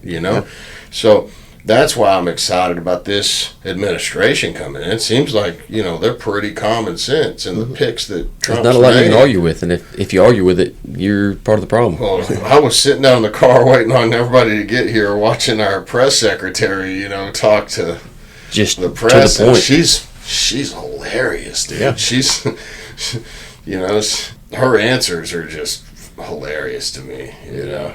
I've seen her a couple of times. I haven't been able to keep up with it. I mean, of course, Trump picked a smoking hot blonde to do it. You know what I mean? Of course. There's no DEI pick there. No, yeah, that's brain power is what he picked there. Yeah, Really, it is. She's so intelligent to talk. So, just so happens she's easy to look at. But yeah, it's like, yeah. I mean, you look at the last press secretary. She just lied for him all the time. I think all the press secretaries, that's sort of the job they got. They're probably all lying. She's probably lying. I just like the lies she's telling. But where I'm trying to go is like the farmers and ranchers are like the best, some of the coolest people I've ever met. They actually know how to do stuff. Y'all both are proficient in many disciplines. Y'all can weld, ride horses, rope, doctor cattle, y'all can do a bunch of stuff. Well, what we're producing in this country, even in Tyler, Texas, we got a couple of universities here. You can go grab 100 students from each university, and they might be able to do one thing. Yeah. They can probably play a video game. They can write you a research paper. But that education, I was out at Travis's house today, and, we're cutting trees, and he had the kids working, building burn piles, and moving decoys, and cleaning kennels, stuff like that. Like, that's an education. Yeah. Well, look what we did to our education system, man. We farmed it out to the federal government. They paid everybody, and they locked those kids up in school and tell all the boys to sit down and be quiet. And that's not what boys are made to do. yeah, I would have done poorly if I went to school. Yeah. I didn't Oh yeah, you were homeschooled. And I was Buddy. I was a hellion. I was homeschooled too. I went to real school and I did poorly. Yeah, but both of y'all are successful, intelligent, driven, motivated family guys. When did y'all get married? How old were y'all? Well, you got married apparently a bunch of times. They're joking. Enough. Enough. Third time's a charm. I think I was 21. Golly. She was a little older than me. Oh, okay. But she's She not now. still is. She got younger and you got older. Yeah, I give her a hard time, but You probably passed for about 27 right now. How old are you now? 36. Okay, that's good. And I had all but given up I on probably shouldn't tell you her age on here. Yeah, we A couple years older. How old are you, Justin? I am 46. Yeah. Okay. Yep. I'm not the Middle-aged. oldest anymore. I'm middle-aged now. I Yeah, like to hope I'm middle-aged now. She was my sister's roommate, Well, that's a in good college. one, yeah. and I was still homeschooled, and she's out of college and lived with my sister. And it was just kind of like, oh, hey, it's the pretty roommate over there, and we just kind of visited. And one time she was getting back from a date, and I was like, oh, hey, man, what's up? I kind of knew who the guy was, and I just walk in, crank up the TV, and all right, Tabitha, I got the movie queued up when you're ready. And so it just kind of, it was innocent at that time, Yeah. but we ended up just getting to But know it each other grew. really good. It grew. It did. And I think when we were first running around, we weren't even officially dating. We were just like, she just kind of went everywhere I went after a while. She came from a real tame environment. Compared to him, absolutely. What was home life like for you, Isaac, when you were a kid? I mean, you said you had 10 brothers or there's 10 of y'all all. My brothers, I didn't really connect with real good until I was more grown. Where'd you You're grow the up oldest, here? aren't you? Kind of outside of Marshall. I was the oldest boy. No, like this, like Alicia the south Fields? side, like going back toward Tatum, but just outside of Marshall. Okay. And, You ever eaten at Fuglers? Oh yeah, yeah. I think they're still open. Yeah. they are. Wasn't too long I ago. rode my motorcycle out there one day and they were closed, and I said, well, dang. Yeah. But we were homeschooled, and my mother set us up for success. I was just a big dummy. I had a problem with if it was their idea, I hated it. Yeah. So Most of us do. You and every other teenager. Yeah. and there was probably the neighbor kids that we had access to probably 1,000 acres of just cut over and trails, and we rode four-wheelers and bikes and horses down through there. And of course, once we started roping, I hardly left the roping pen after that. But everybody came to the house, all the neighbor kids after school, and we'd go ride. And one of the guys that lived up in Trail Lake, his mom would buy us cigarettes. We'd go out in the woods and go get high on a cigarette, you know. What about your folks? They really tried to do us right as far as we had a morning devotions most mornings. Really? And I think it probably I know it all circled back around, but at the time I thought everything was stupid. I didn't want to be here, but they really put the effort out, and I mean, It took a lot of effort with 10 of them. You know? yeah, my dad worked for himself. He had So strong. he dealt with all kind of issues. I mean, we didn't have nothing, but like he's done well later. About the time I was getting married, things had kind of turned around, but I didn't know that oatmeal and beans and spaghetti was.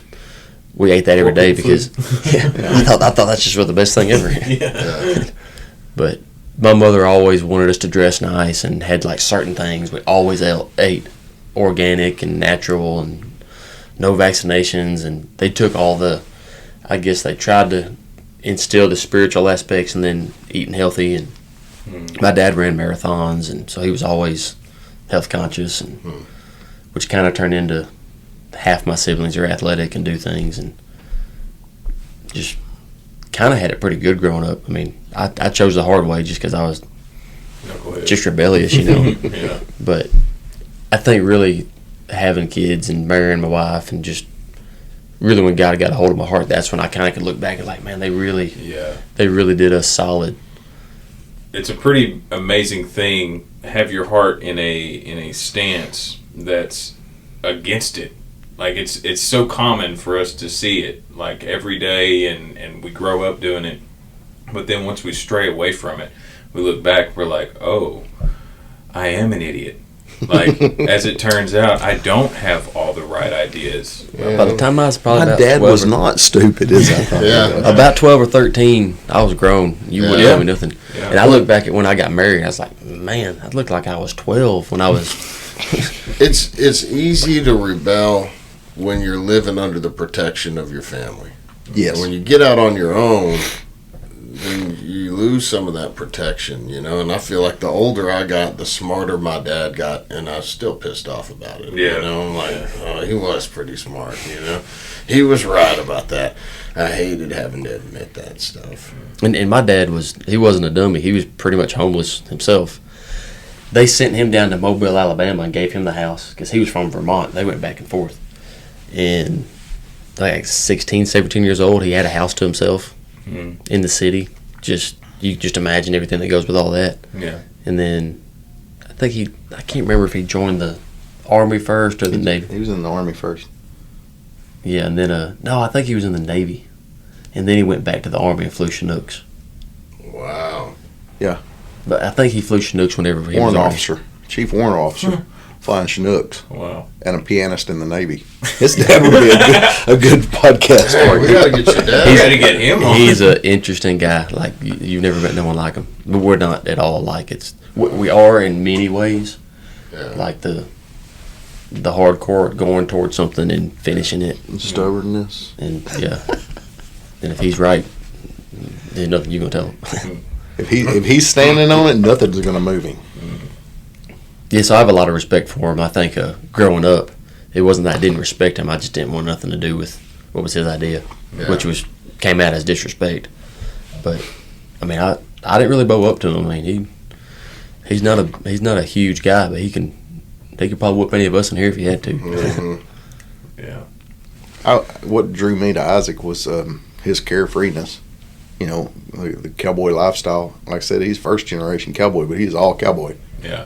Yeah, I got some bucking horses when I first started riding broncs from a classic pro rodeo. We had some coal horses.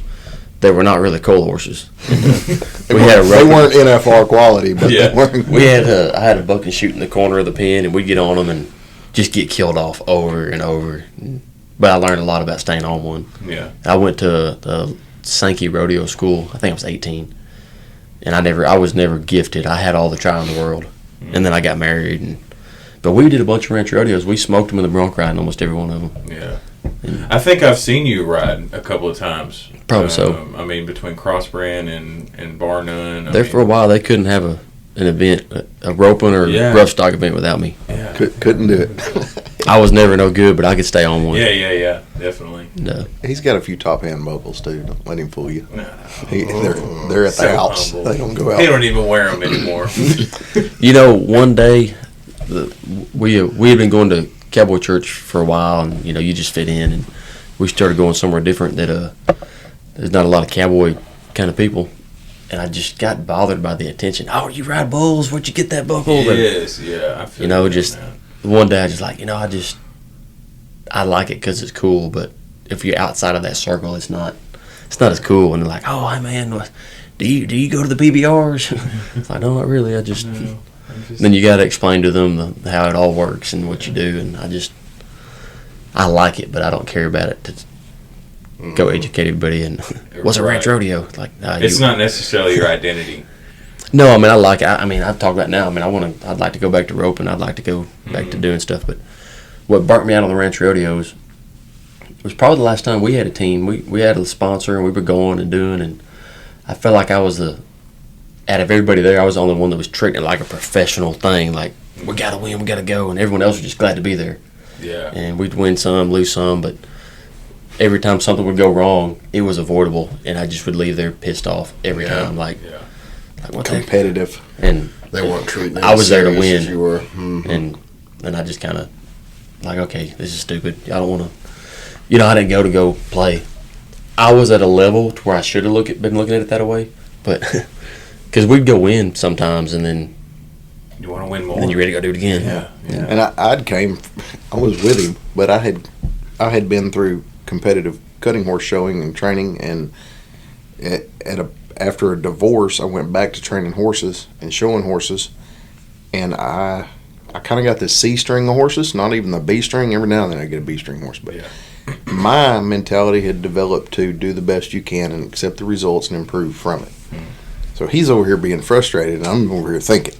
So we still had a lot of fun and would like to go back to doing more of it. But kids to raise and business to grow and jobs to do and Kingdom to build. kingdom to build. Yes, And it turns into a little more selfish motives. Like, I'd like to go to roping, Yeah. but my kids are riding and roping a little bit, and if I started roping again, it'd be for me. They'd be in my way. Yeah. And really and truly, that's not what I want. I don't want it to be Right. that way. But I know how I am. We got into racing dirt bikes. I've rode ever since I was a kid.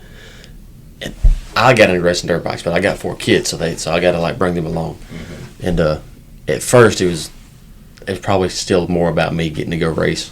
But as I started seeing them get better and get faster, it kind of turned more toward them for that.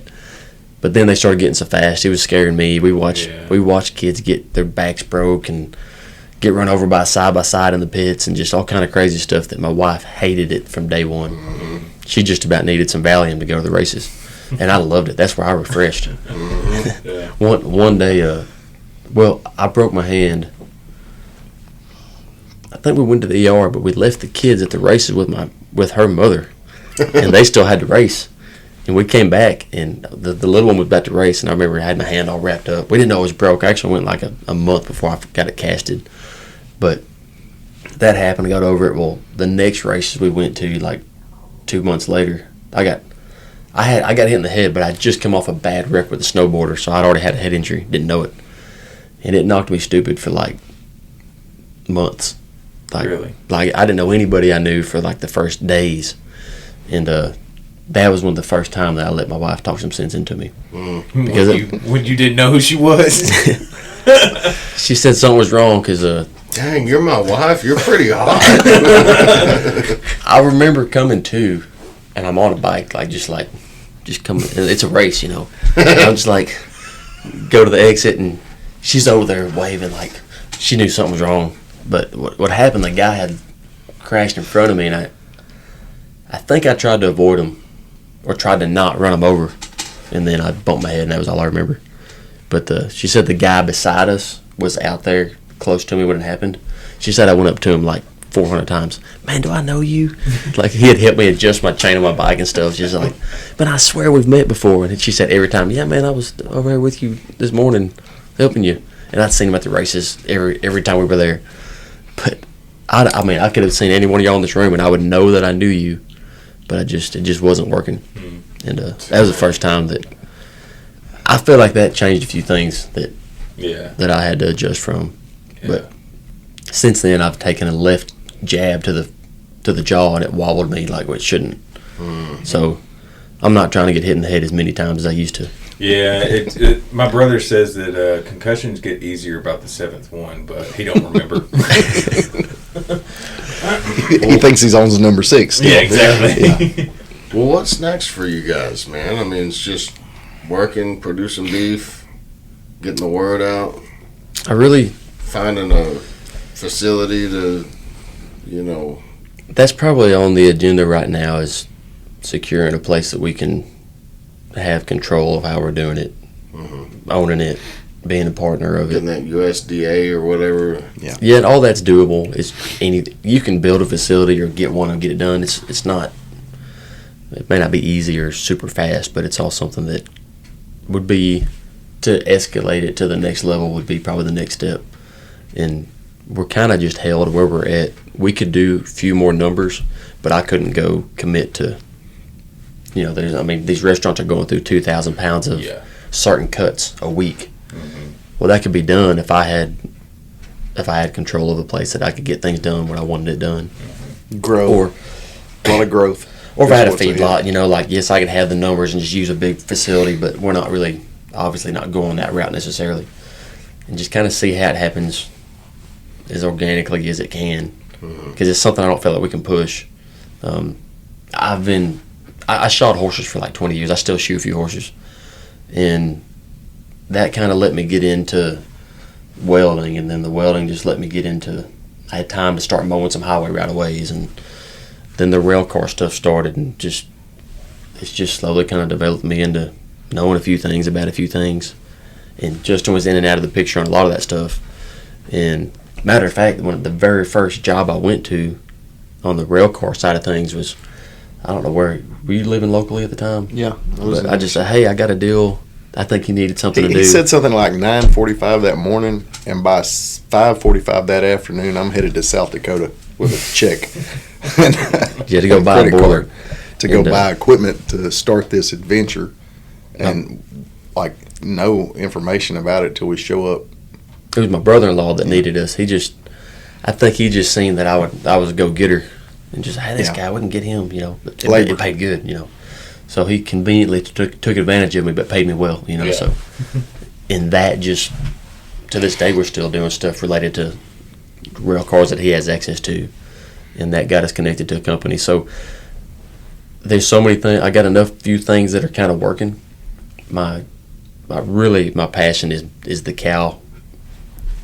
A cow program, and that means anything that's working, which is going to have to be kind of a full circle for it. You got to cut out all the middlemen. And so that's where we're going toward now. I want to be big, and that's all we do, but I don't know that's something we can force. In the meantime, we have some stuff that's functioning well that kind of funds that when it needs to. That's what kind of had us enough money to get it going. So reinvesting your profits into your walk and the things that you're trying to accomplish. What's next? Grow businesses, create jobs, share information. Educate people, build a neighborhood. We're not doing nothing that. Yeah.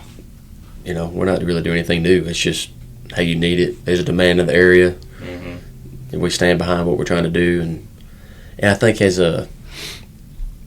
kind of as people get to know, it's our brand, but just what we're about. That circle gets pretty big pretty fast. Yeah. And it kind of made our motto, we live it, because, I'm not a rancher. I'm a cowboy. Yeah. I'm not a cowman. I'm a cowboy. Yep. But in being a cowboy, you got to learn something about producing beef, raising it, husbandry. Yeah. Just tending to everything that's been provided to you.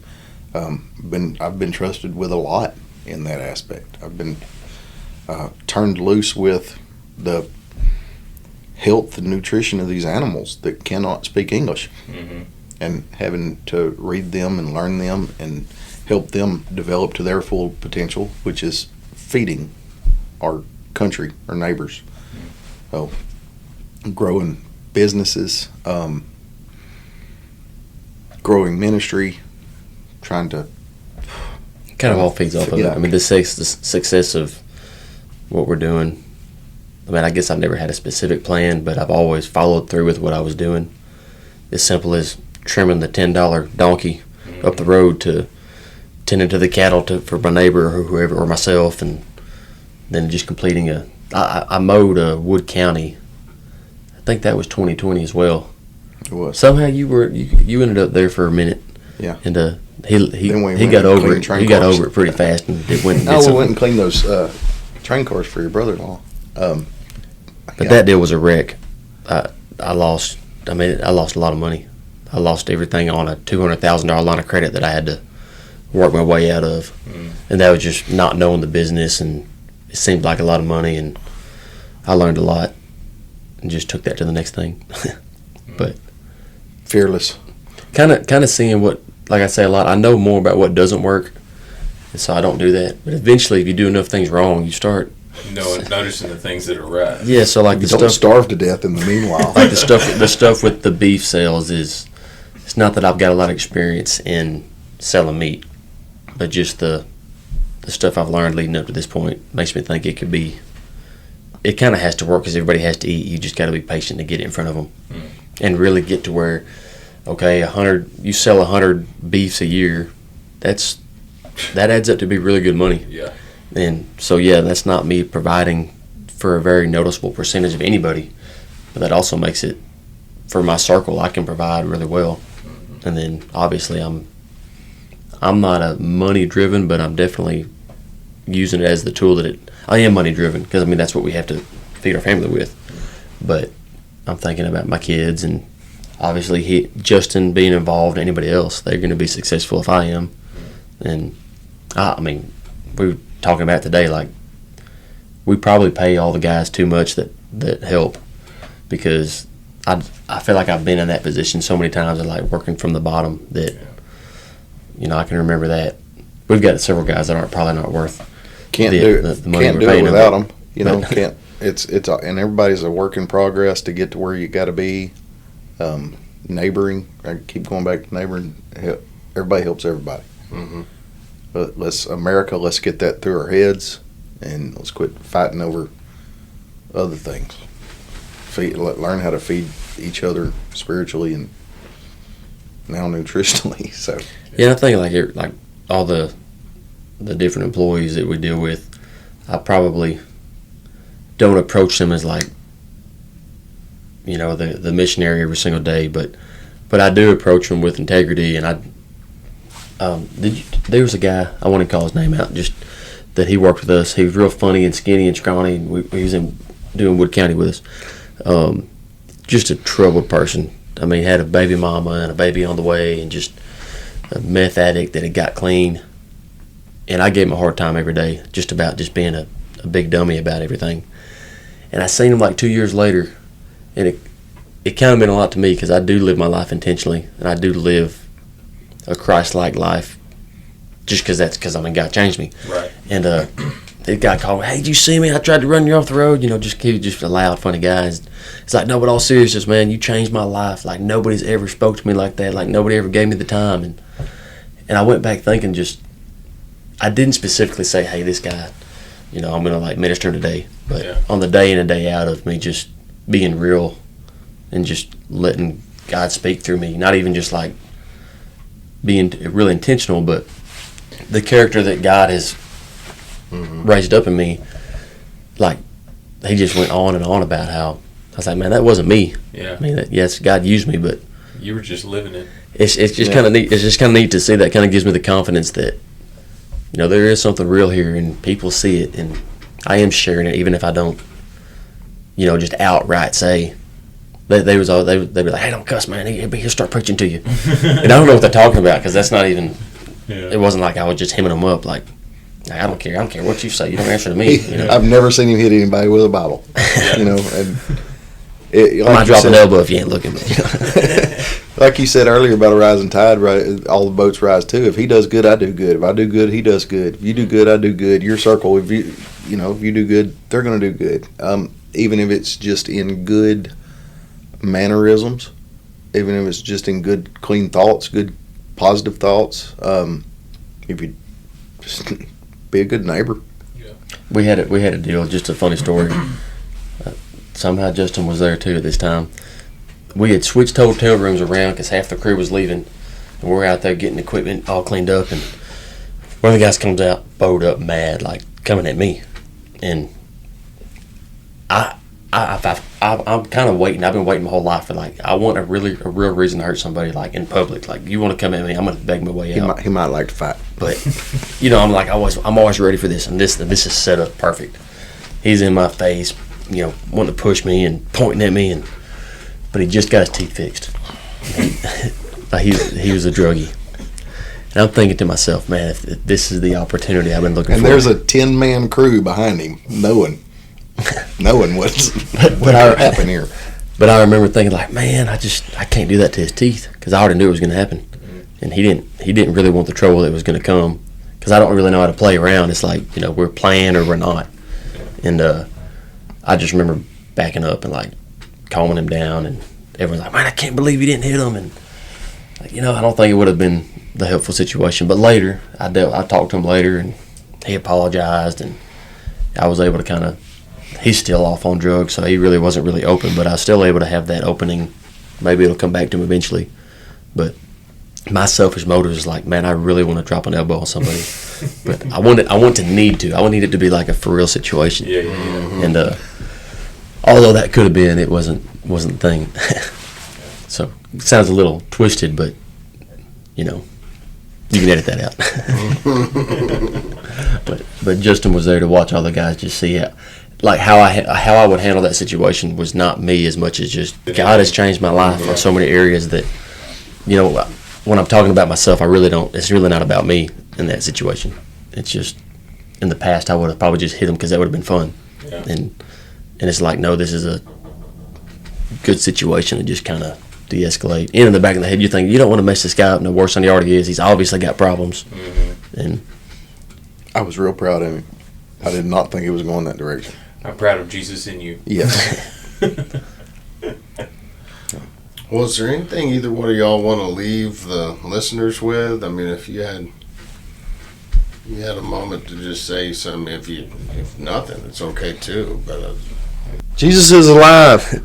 Amen. Seek God in everything you do, and speaking to another believer, just like be real. Like, if God is really living inside you, just be real about your life. It's not. I'm not doing nothing different. I'm just kind of living my life, minding my own business. But because Christ lives in me, you've got to share that and just stay true to that.